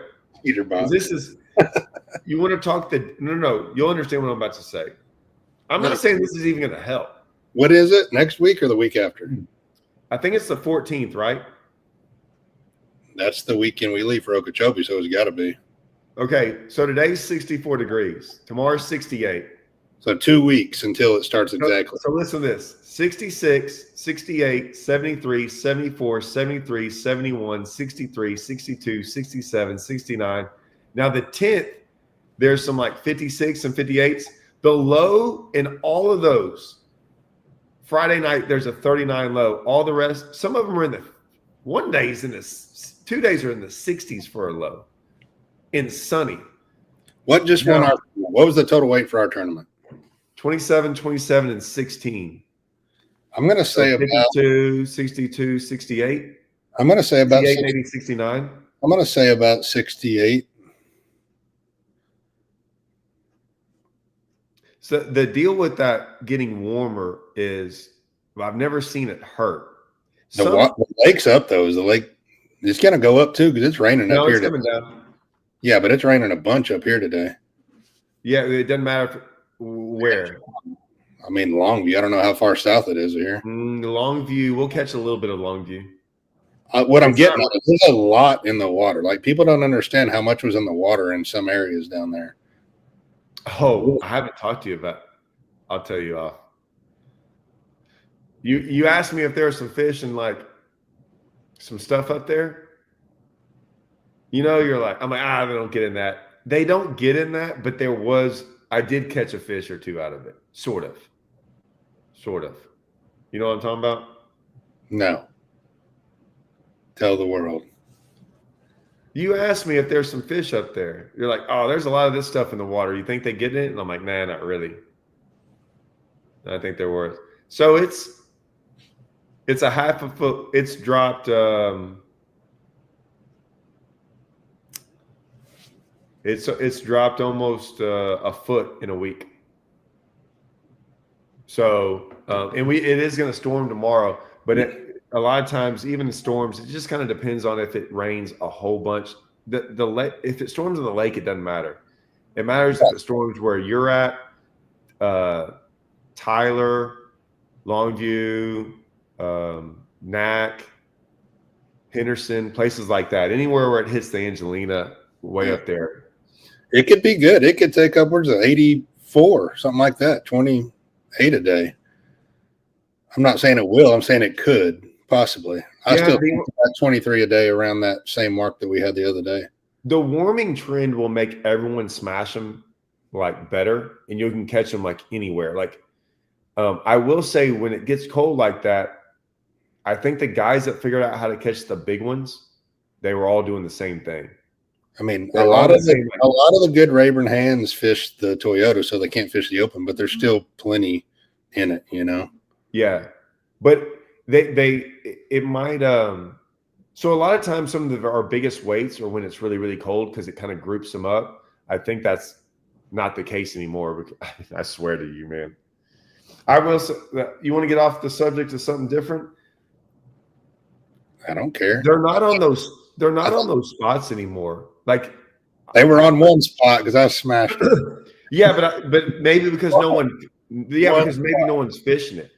But I'm telling you right now, they were there one day, not there one day, there one day, not there one day. It was crazy. And I caught 7.5 off of another hard spot cranking that I've never caught a big one off of in my life. I do think Live Scope is pushing them further out. I've been on Rayburn too long, and it's everything seems to go push that direction. When I say out, like not deeper, further away from everything. I don't even know where everybody caught them, but I feel like a lot of people caught them off the other side of the lake that I never even fish. You know what I mean? Whether it's true or not, I don't know, and you ain't got an answer. I'm just saying, I feel like guys are catching them on the other side too now. You know? Yeah, the other sides too. I just think I'm just telling you, like more and more are. It's why they don't get on spots anymore. They're just like there's no doubt. I've seen it every year, and I've always said it that I'm like, remember how everyone's like, oh, live scope is going to make the bank fishing better. Not more fish are not going to the bank.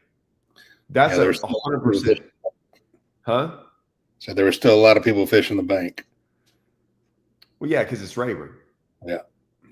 But in the past, there would be 90% of the people up on the bank. Because that was the only way to catch them. Because like none of those live scopers are catching them off the bottom. You know, right. So like you would have a couple deep guys here and there, but I'm just telling you, like the bank's not getting better. It's just not getting pressured. There's a reason for that because you can't win up there. But it's not better up there. They're not going to the bank going, let me get away from everyone. I can promise you that. Correct. Fish are smart. And they're like, well, should I go to the bank or should I go out there in that water where no one comes by me? They're going to go out there where no one comes by them. I agree with Scope. He's right. You're right in the sense of I don't know if they're becoming finicky. Possibly. And I'm not saying the schools are smaller. Schools are smaller. Schools get smaller because they get beat up on, not because of scope. I mean, you're right. I'm not saying you're wrong. It's just you break up schools and schools become smaller. I think schools are, so you're right. Schools are they're being found easier, and then they get beat up on, and then they become less of a school. So I think when they disperse evenly all throughout everywhere. Schools become schools because no one messes with them. And the longer no one messes with them, they'll stay there. And that's why I said, well, Lee found a spot where no one's fishing for him. Yeah, I never saw another competitor. No, 100%. I'm not talking about that. I'm talking about no one has fished that. I guarantee you no one's made a cast there in months. Right. No, I agree. That's what I'm saying. Like I never even saw one of our guys' boats. Every spot we've ever had on Rayburn, where when we used to do all that and catch them like that, no, we would never see a person for months there. And we were people have no idea how we treated those spots. We never practiced them. We never caught it. Like we always shook them off. We would never catch more than 5. I had a lot of guys ask me when like some 35, like 38, 40-pound bags got caught. Like, you ever caught a 40-pound bag? And my answer, it was such a kind of a prick answer, but I was like, I never even tried. And they're like, what do you mean? I'm like, a lot of times when we caught 35, it was our first 5 and we left. Quit. Yeah, because we were thinking about the next week, or we're like making sure no one saw us. Yeah. So I was like, no, we never tried to catch. I mean, we never even thought about it. We knew we won the event and that was it. But we could tell that when you do that, a lot of younger guys and people over there, when they would find those places, they're like, we just laughed at all them guys because they'd go catch I had to go throw in there again and catch another one. And they'd catch I caught 2 9s and an 8. And then I'm going, do y'all just think there's 5,000 8-pounders swimming around this lake? Yeah. Those schools are very, very small when you find them. Mm-hmm. See, let me ask. Someone asked me that. Hold on. Okay, I already answered that.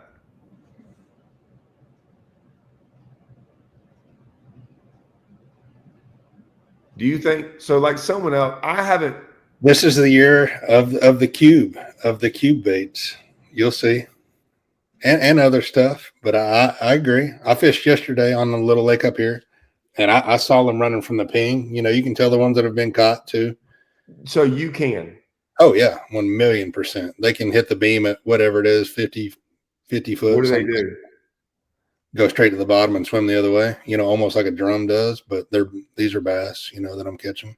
We always talk about that on Rayburn when we see those, but we see it on Rayburn a lot, but we don't think they're bass. No. And I saw the fish, like the little spot that I scoped on Rayburn, like I could tell the fish that had been caught, by other competitors in practice. You know what I mean? Like act totally different to a minnow. You could tell that I'd caught them the day before, you'd caught them the day before, whatever. So that's definitely a thing with the pinging. Like a lot of guys like Hank and them guys, once they ping them up and get their line right, they'll take the beam off of them. They're that worried about it and just fish them regular instead of just I will say, living on Rayburn, it doesn't bother me because you got to realize too, you could go on Rayburn. It's too big. Like everyone's like, oh, you're gonna like. There's, like I said, scope has its thing. Scope will never affect Rayburn, Toledo, all these big lakes. It's impossible. You can't like these people that think that it's going to ever affect those lakes. Those lakes have been getting crushed for years. The place is huge. You can't. It's impossible. Like people just have no clue how many fish are in our lakes. It's mind blowing to me sometimes. Like when I find schools of them, like when I found them, I've got some video this year of me finding schools of like hundreds, and I'd find like 5 of them in a day. It was just insane, right? And that's just like what I could find in one day, and they were over the whole entire lake, and then there were still fish everywhere else. You can't hurt that lake. So like, but the smaller lakes, I still haven't seen it. I haven't seen where I've seen the ping affect them yet, where I really think that that's the thing. Oh, no, I've seen it. And the little lake I fished yesterday is small. It is a small lake. The one that I was at the last podcast we did. I know, I'm just messing with you. They were a lot smarter yesterday. Really? Mm-hmm. They're still big. You catch one. It's a great big one. Yeah, there's other boats out there. There was 3 boats out there yesterday getting hammered on. Is it like, can you cover the whole lake on a trolling motor? Oh, no. No. We got some lakes like that like. Oh, just all the big giant ones are in like one area right now. Oh, okay. We got a couple lakes around here that are phenomenal that like I'll put in and I'll troll the motor around. I'll never crank my boat. And it's a fairly big lake, but you also can cover 5 miles on a trolling motor in a day, like pretty easy. I mean, you could if you wanted to, but. Well, some of the lakes we have, like you'll from one end to the other. I mean, there'll be better places. And I'm thinking about going, I don't know. Last year, for the last couple of years, I went out there and that's what I did. And I practiced a lot with scope. And I haven't gone anywhere this year. Because like, I'll be honest with you, right now, all I want to do is go back to Rayburn. Yeah. And, I mean, they're saying they did it. I'm just saying I haven't seen it.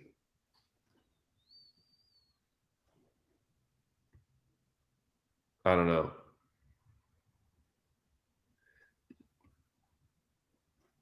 Tell that to Cole Moore.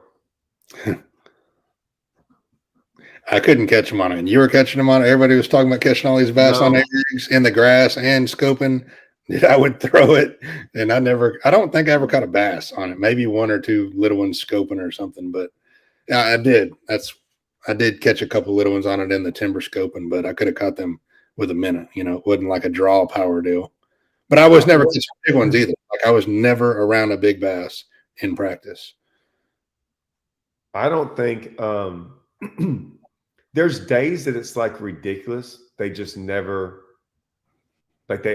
I swear, because I told Russell, I said, I don't even know why you throw that thing in a tournament. He'll be in practice with me and catch every single fish, and then in a tournament, like not one of them looks at it. Yeah.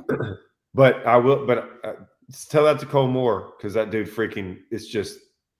it's ridiculous. Mm-hmm. I did think more guys were going to be throwing it than they were. It looked like a lot of them were throwing minnows. Yeah. Like I know Colby had been catching them on it.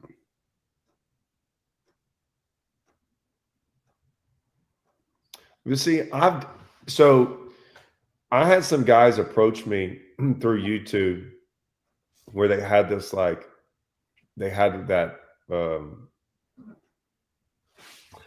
one of those I don't know if it's like a kayak deal, but it was like they did a Length. yeah, link thing. I'm trying to think. It was a 1-day deal, and I said, "Hey, I'm going to do it on YouTube," and and I'm going to film the whole thing, right?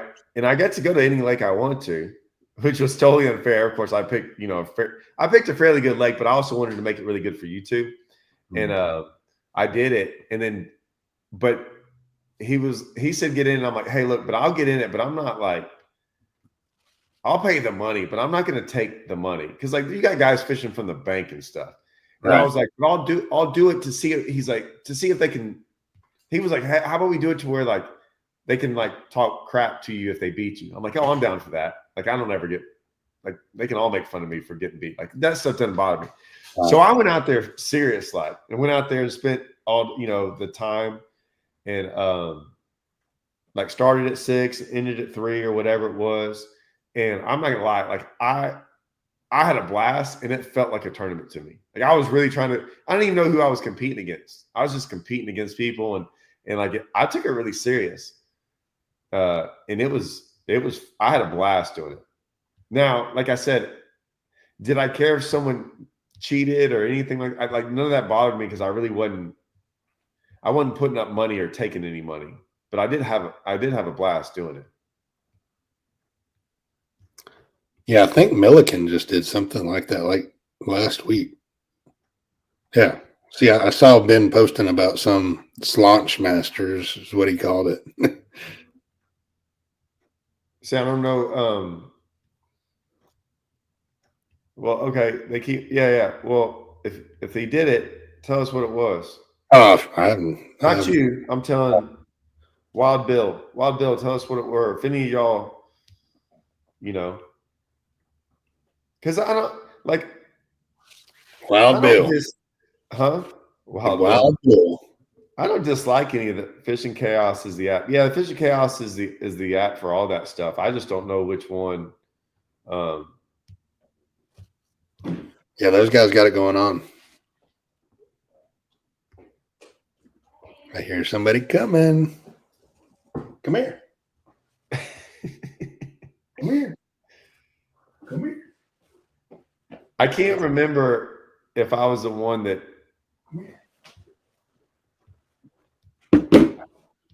MJ, I think Deathwell. I think I called it a Deathwell in a YouTube video one time. Or I called it something. I called it something where I was like, oh, I just freaking killed it, calling it something like that. That was back when they, Yeah, yeah, that's what they tell me. Oh, I don't know. Hey, did you tell Todd about that fish you touched at Rayburn? Remember when you touched that fish in Daddy's bag? You went, doop. He was over there touching everybody's fish.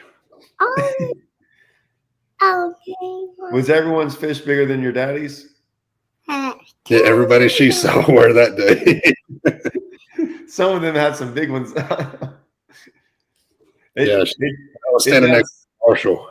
Well, I was standing next to freaking Hayden. Hayden was Caden Met was right next to me or across from me, and I was like, well, that looks makes my 18 pounds look kind of not that great anymore. Here, go back to see Mama. Go see Mama. Here you go. Okay, good. I did. Thank you. What? I did. I thought I called it. I thought I was doing a podcast or did something. I called it a death well, and it came out, and I was like, "Oh!" I was thinking in my head that was pretty funny. That was back when they were calling it that. All right. So are we doing these? You opened your mouth about these podcasts me and you do. Are we doing these? You gonna be able to handle? Yeah. Yeah. So is it next week? We just got to figure out. Yeah, I mean, obviously, like. Yeah, when you're traveling, I get it. It'll be a weird little like back to back 2 or 3 times a year, but besides that, I can do it anytime. You know what I mean? And I can probably be then. You know what I mean? Are your days off? Y'all have a day off, right? Just for the first one. What do you mean? Not after that? No, just for St. John's. That's the only off. We only have an off day for the first one, so we can have our meetings and you get your boat wrap guidelines, stickers, and all that stuff. Okay. Well, it doesn't have to be weekly, but yeah, let's. You open your mouth. Let's do it. No, I Get think this thing. Let everyone know. yeah. Now that I retired from Rayburn, I can do these all the time. I'll be out there. I'll be fishing all your lakes this year. We're fishing a lot of North Texas stuff this year. What all are you fishing? Huh? What all are you fishing? Everyone's been asking me. We've got Oh, you're fishing that Elite Outdoor stuff with Jordan. No. Yeah, he said y'all were on the freaking list. I know, but it's not ending well because when's the first one? The first one's next week. Yeah, I can't fish it. So I can't fish anything February 8th because it's my son. So I've missed both of his basketball. So I'm their coach, and I missed both their last 2 games. And then the February 8th is their big end of the year tournament. And dude, we're freaking 6-0, and they did pretty good without me. They won. I forgot but this last game Saturday they won 43-4. So we're killing, but I'm gonna be there for. I told Russell, I said I don't care what's going on unless it was a Toyota or something. I'm gonna coach that final end of the year game, and so I think that's that one. But we're gonna fish TTOs, huh? No substitutes in Jordan stuff. Yeah, but I think one of the other weekends is right in the middle of something else too. Yeah. I don't know, man. When they leave Conroe, they're coming up there and fishing it. Yeah, it's like the TXCTs. That's the same weekend, and we're not fishing that. Then there's another TXCT at another thing, and then there's I know there's another tournament the same week as our Toyota. So if me and Russell make the cut on May or in March, we wouldn't make. There are things that keep on conflicting, and I don't see me and Russell, one of the two of us, not making the cut in March. I mean, that's kind of when we both won a couple that time of the year. So I mean, but the TTOs are going on. There's Fishers of Men up there. This is the first year that we said we're not fishing any of this like the series trying to make championships. We'll make some, but we're straight up just going if we see something fun, if I see something fun on Ray Roberts, we're fishing it.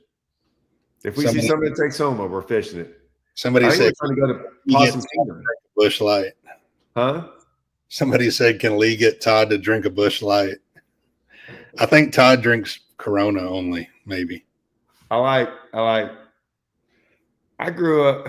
I guarantee you I can get him to drink a Bush Light, though. Correct. I have to buy. So every time I go to Lake of the Ozarks and I stay with my buddy, Corey Steckler, Corey and Casey Scanlon used to be roommates and stuff. So the first time I ever stayed up there, it was me, Watson. Listen to this house. It was Corey Steckler, Casey Scanlon, James Watson, Robbie Dotson, and me. And I think that year was the only year. I don't think I made the cut. I swear all of those guys freaking all made the cut. That was when it was a top 10 cut too. But Corey's a Bush Light drinker. So every time I show up at his house, I got me a 30-pack of Bush Light for him. And if I run out, I'll have a beer. Man, I did enough in college. Yeah. And I was in college for a long time. That was at Watson's house at Table Rock for the championship last year. But that was me, Ish, Beer Horse. There was a couple of us all up there. That was a good time too. What is this? Oh, here goes the Bush Light stuff. Me too. Bluegills, baby. That ain't just a Midwest thing. They do that all the way down into Mississippi. I will be there. Will you? I was at the last one that Colby won, and I'll be at this one. that whiskey. I haven't had whiskey in a long time. I got this cool thing that my buddy, like one of my best friends, is the head distiller at TX Whiskey over there in Fort Worth. I forgot You know about that? it. No, Huh? yeah. Remember when you were trying to get the deal with him? We talked about it. Yeah, that's right. Yeah, long time. Yeah, so he came by. They came over New Year's and hung out. I've got it in my shop, but he brought me this really cool thing from TX Whiskey. He's got something else for me. He just didn't bring it, and so I can't wait to put that up in my shop. But are they still at all? Huh? Are they into fishing at all anymore? Who? TX Whiskey. Remember they were like bass champs for a little bit. I don't know if they were bass champs. I don't know what. Yeah, they were a sponsor for bass champs for a while. I don't know. Yeah. Well, I don't. They've gone through some changes in the marketing and stuff like that. But I haven't had whiskey in a long time. Maybe since like ICAST or something at a restaurant. That's all I could drink at Rayburn last week. It was so cold. Oh yeah, I didn't have anything. Well, I might have had something when I came home. I came home and started the fire one night when it got down to like 19. That was the first and only fire we've had here, and we had some bad news on the Bass Champs TX Whiskey Shootout. Yeah, remember the shootout at Rayburn used to be called TX Whiskey Shootout. I didn't even know about that. Yeah, the big tournament, the 50 grand tournament on Rayburn No, every year. I know. TX Shootout. Oh yeah, I didn't think about it. Oh, see, I will say this. So, bottles? Heck yeah. They're nothing better than Busch Light bottle. Oh, 20 Busch Light. So when I was in college in NAC at Walmart, they used to have you could only buy 2 of them, but you could buy a 30-pack of Bud Light for $9.99.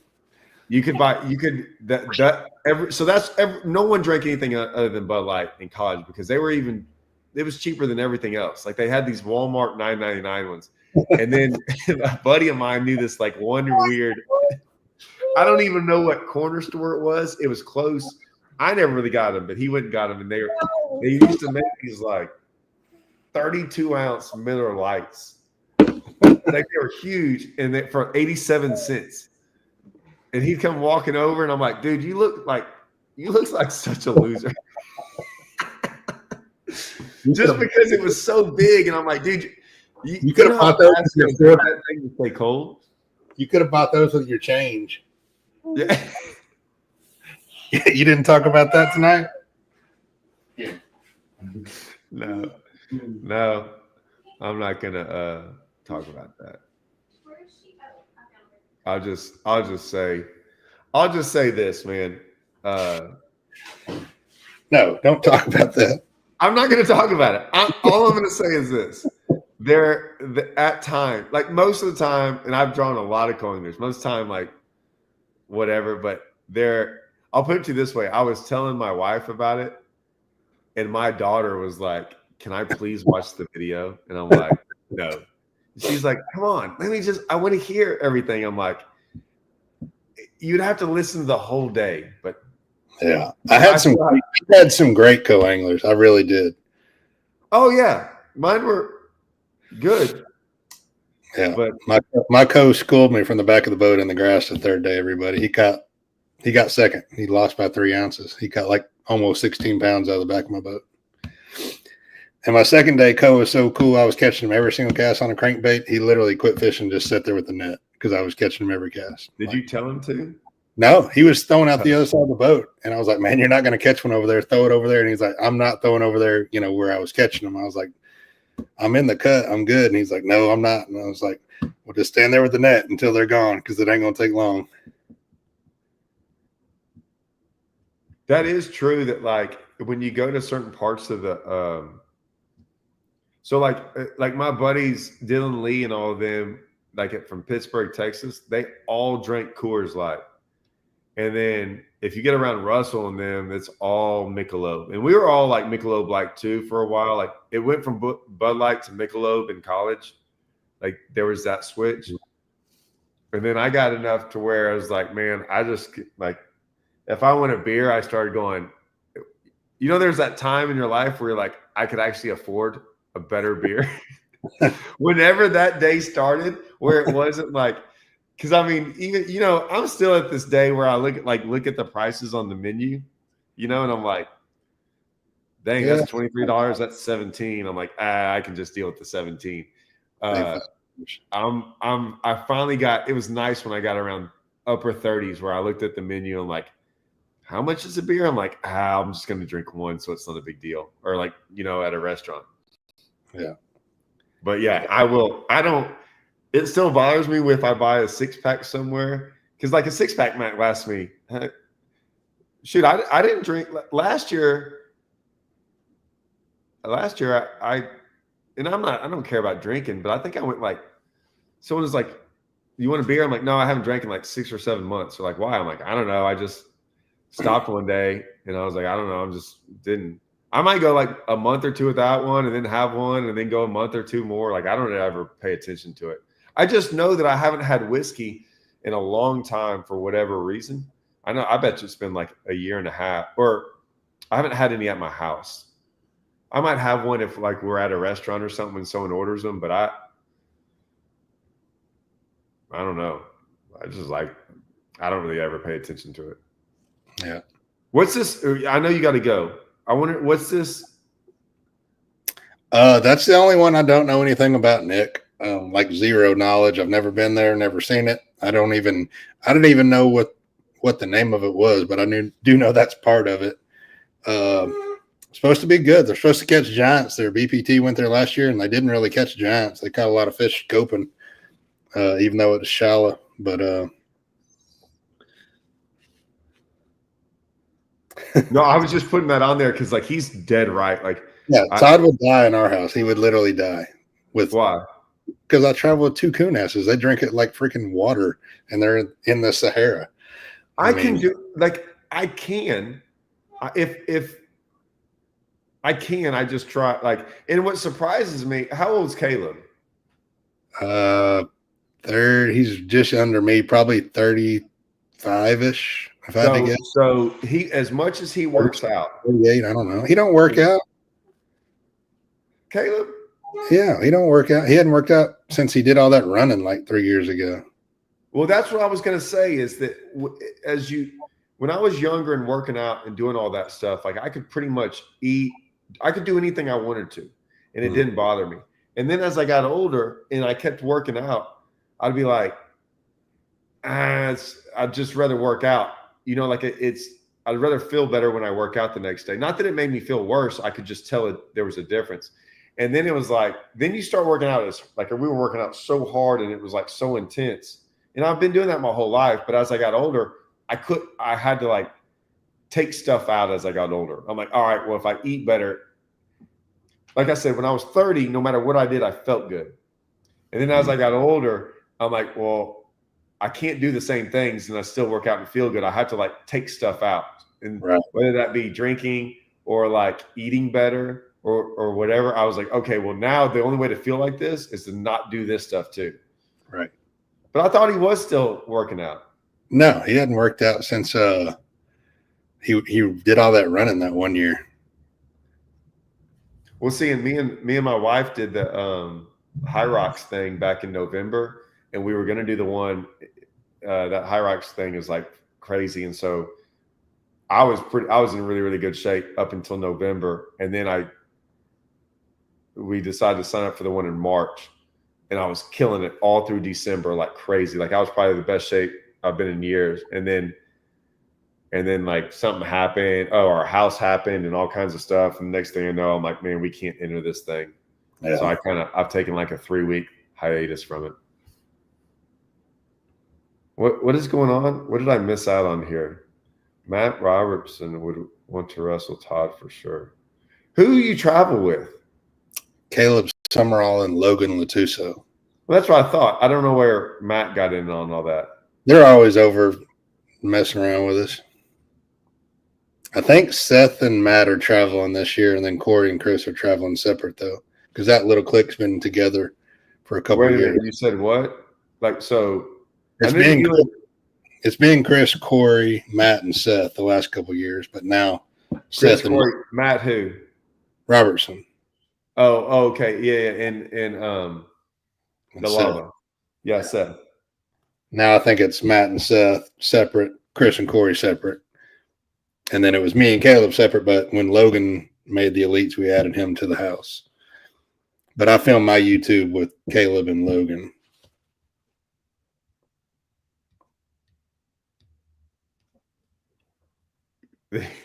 See, when we start talking about beer and all this other stuff, like it just gets it could get out of hand real quick. Oh yeah, that's what every comment was about for about 5 minutes. Somebody said something about East Fork. Like it's just gonna make it get out of hand real quick. Have you ever dude, we gotta go. I will say this. Have you ever I've done this, I can remember once or twice doing this. I've gone saltwater fishing and had a beer. Like, right? Yeah, like offshore. Yeah, well, not even offshore, just like saltwater. Like, so I was with a guy, like it was me and one time it was me and Hallman went and did it with my buddy Billy. It's always with my buddy Billy Howell down there. And so me and I've done it with me and my buddy Brent, me and Jason. A bunch of us have gone down there and we'll go red fishing and try, like whatever. And dude, it's weird because every other time, like I'm in the boat, like doing the boat stuff. And down there, I literally go down there and I'm like, I'm not doing anything. Right. And I talk trash the whole time. I'm probably the worst person to ever take out because I'm like, and we're all friends. Like Billy's one of my good friends, but I'm like, show me where to go, tell me where to cast, you know, and like I'm just a jack. Just a body. Yeah. Oh, I'm just a freaking I'm just such a loser out there. And I'm just like throwing, I'm like, God, and of course he guides out there. Of course, this isn't a guide trip, but I'm just sitting there complaining, like 5 minutes go by. I'm like, oh, you know, like giving him all the stuff an annoying person that's a guide, you know, client would do.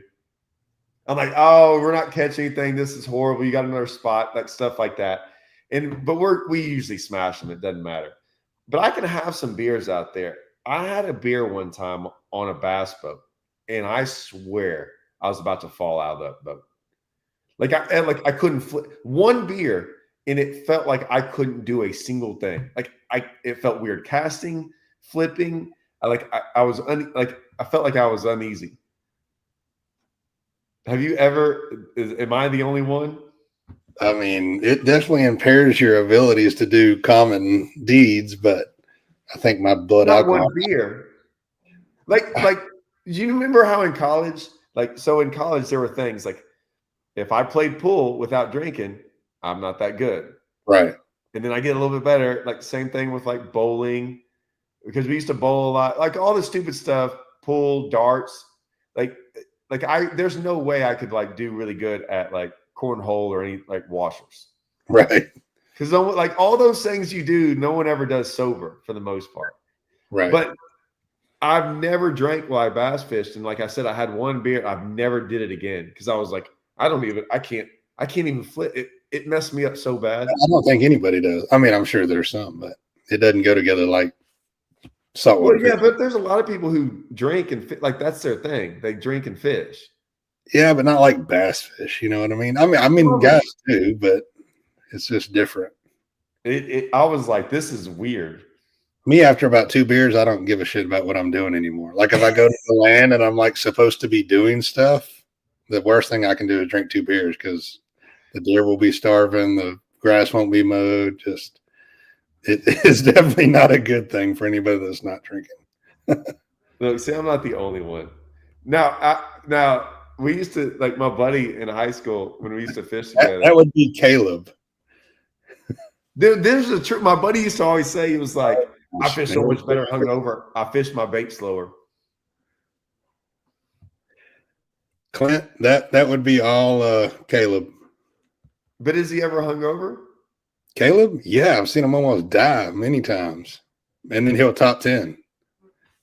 Caleb has a problem though. Caleb will fish from dam to dam like every day. So he has to slow down. I'm telling you, man, I agree. I knew when I said that someone's gonna say that, but like there's that medium there, like playing pool and stuff like 100%. it's like golf, man. I suck at first, but if I drink like 3 to 4 beers, yeah, I'm hitting the fairway. Anything over that, it's downhill, and you're never But coming you're back. like, so like, I don't know if you're like me with golf, like with all that stuff. None of that's a big deal. Like, right? It's all like, no one can take bowling and all that stuff serious, right? You're just out there goofing around. Right. And golf's the same way with me. I don't play that much, so I'll go play with buddies that like really want to play. Get serious. And I'm just out there drinking, and I will hit shots so good because I don't care. Like I might hit 2 or 3 bad ones, but then I'll like they're all getting upset and like, and I'm just like, I'll hit one out in the woods. I'm like, yeah, I'm not gonna go find that. I'll just wherever. Tell me where to hit now, and then I'll hit one like dead on the green, and they'll look at me and I'm like, yeah, I don't care, dude. It's just I'll play 6 months from now and I still won't care, and I don't care if I shoot 100 or 200 or 60.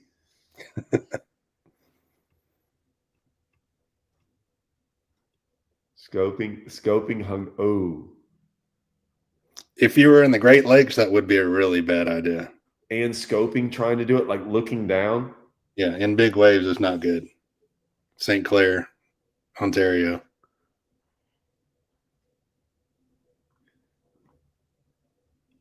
Yeah, see what I'm saying? Like these, right? You know, like you don't care about that stuff, so like it makes you like sometimes it makes you get better. Here's a good. No, I don't. You probably haven't drank though. You don't drink on the boat, do you? I don't drink in bass fish. No, Yeah, that's no. Like that's I said, I had. Clint Bartlett, cameraman Cletus. I mean, if I did catch a 10 while I was drinking, I must have had a bunch because I don't remember it. Yeah, no. It must have been at night after 2 a.m. Smashes 18 every Tuesday night. All right. Like this is true. Let me tell you this. There was I was in a tournament. So you know how like this is a bad one. I'm gonna end it on this one.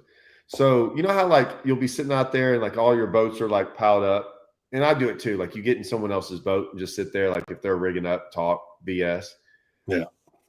And if guys are drinking, right, they're drinking in your boat or whoever's boat that is. This was more or less back in the day, but it doesn't matter. You can be around anyone. And I was sitting there and I was about to go through live well check, and there's like 3 beer cans in my live well. I wasn't drinking, right? It was whoever was in my boat while I was getting ready. Like there was like 2 or 3 guys sitting in there, and I was like, I can't believe they put him in there. Usually you just like you don't put him in there because like you take all the trash out. I don't think they did it on purpose, but I was like, well, how am I going to get? Like I didn't even know what to. I think I had to run real quick back up there and like find a trash can. Well, that was a real tournament where you couldn't be drinking. Oh no, it was like a Toyota. It was like something serious. It was before takeoff. Yeah, we did that.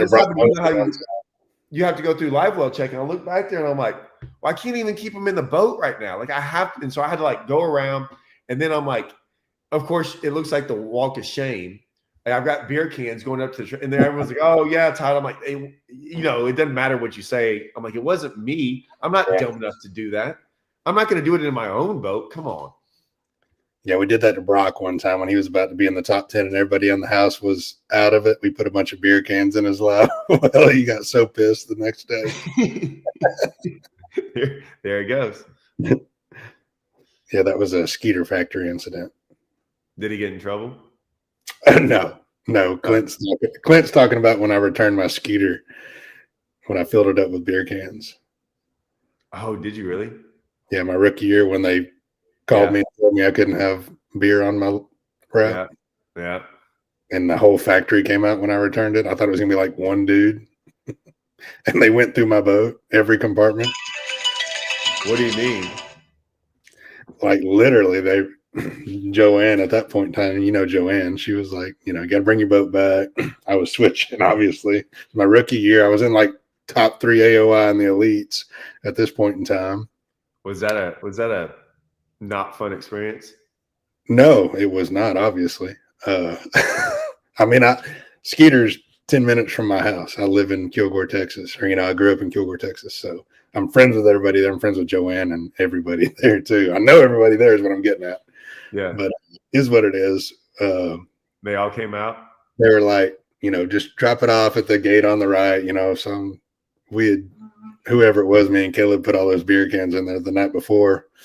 Like, haha, yeah, you're going to open this up next week and see all these beer cans and be pissed off. So I'm thinking I'm just going to drop the boat and run, Oh, no. Yeah. So I get there, park, go back there, and a couple people walk out. And then, like, Robert Young walks out, Joanne walks out, like, half the factory walks out. And I'm like, oh, shit. And they're like, hey, man, we just need to do a check before you leave. Like, I don't know what they thought I did, like, destroyed the boat or something, They're like, somebody hops up in there and they got a list and they're like looking in my rod locker and I'm like, oh shit, they're going to open the live wells up. And the guy looked in every compartment on the boat, like the back deck stuff, the floor compartments.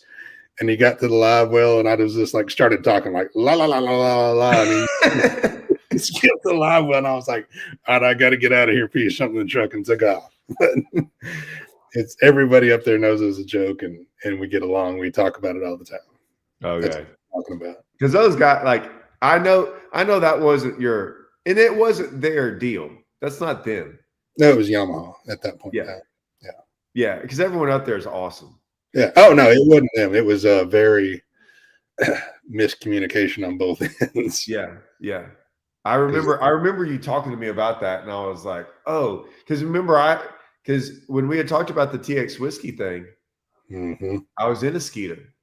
And you're like, hey, you can't do that. And I'm like, oh. I'm like, yeah, but it's not the same thing because I don't think I was getting. Well, I don't even want to get into it. Like, it's not. Yeah. I think I could have gotten away with it because of, or you were getting it different. It's a different deal. I don't want to get into it, but yeah. Right. Well, figure out when you want to do it next week. If you want to do it, we'll jump on your channel or whatever you want to do. Yeah, we'll figure it out. You can figure out how to do it on Google Chrome.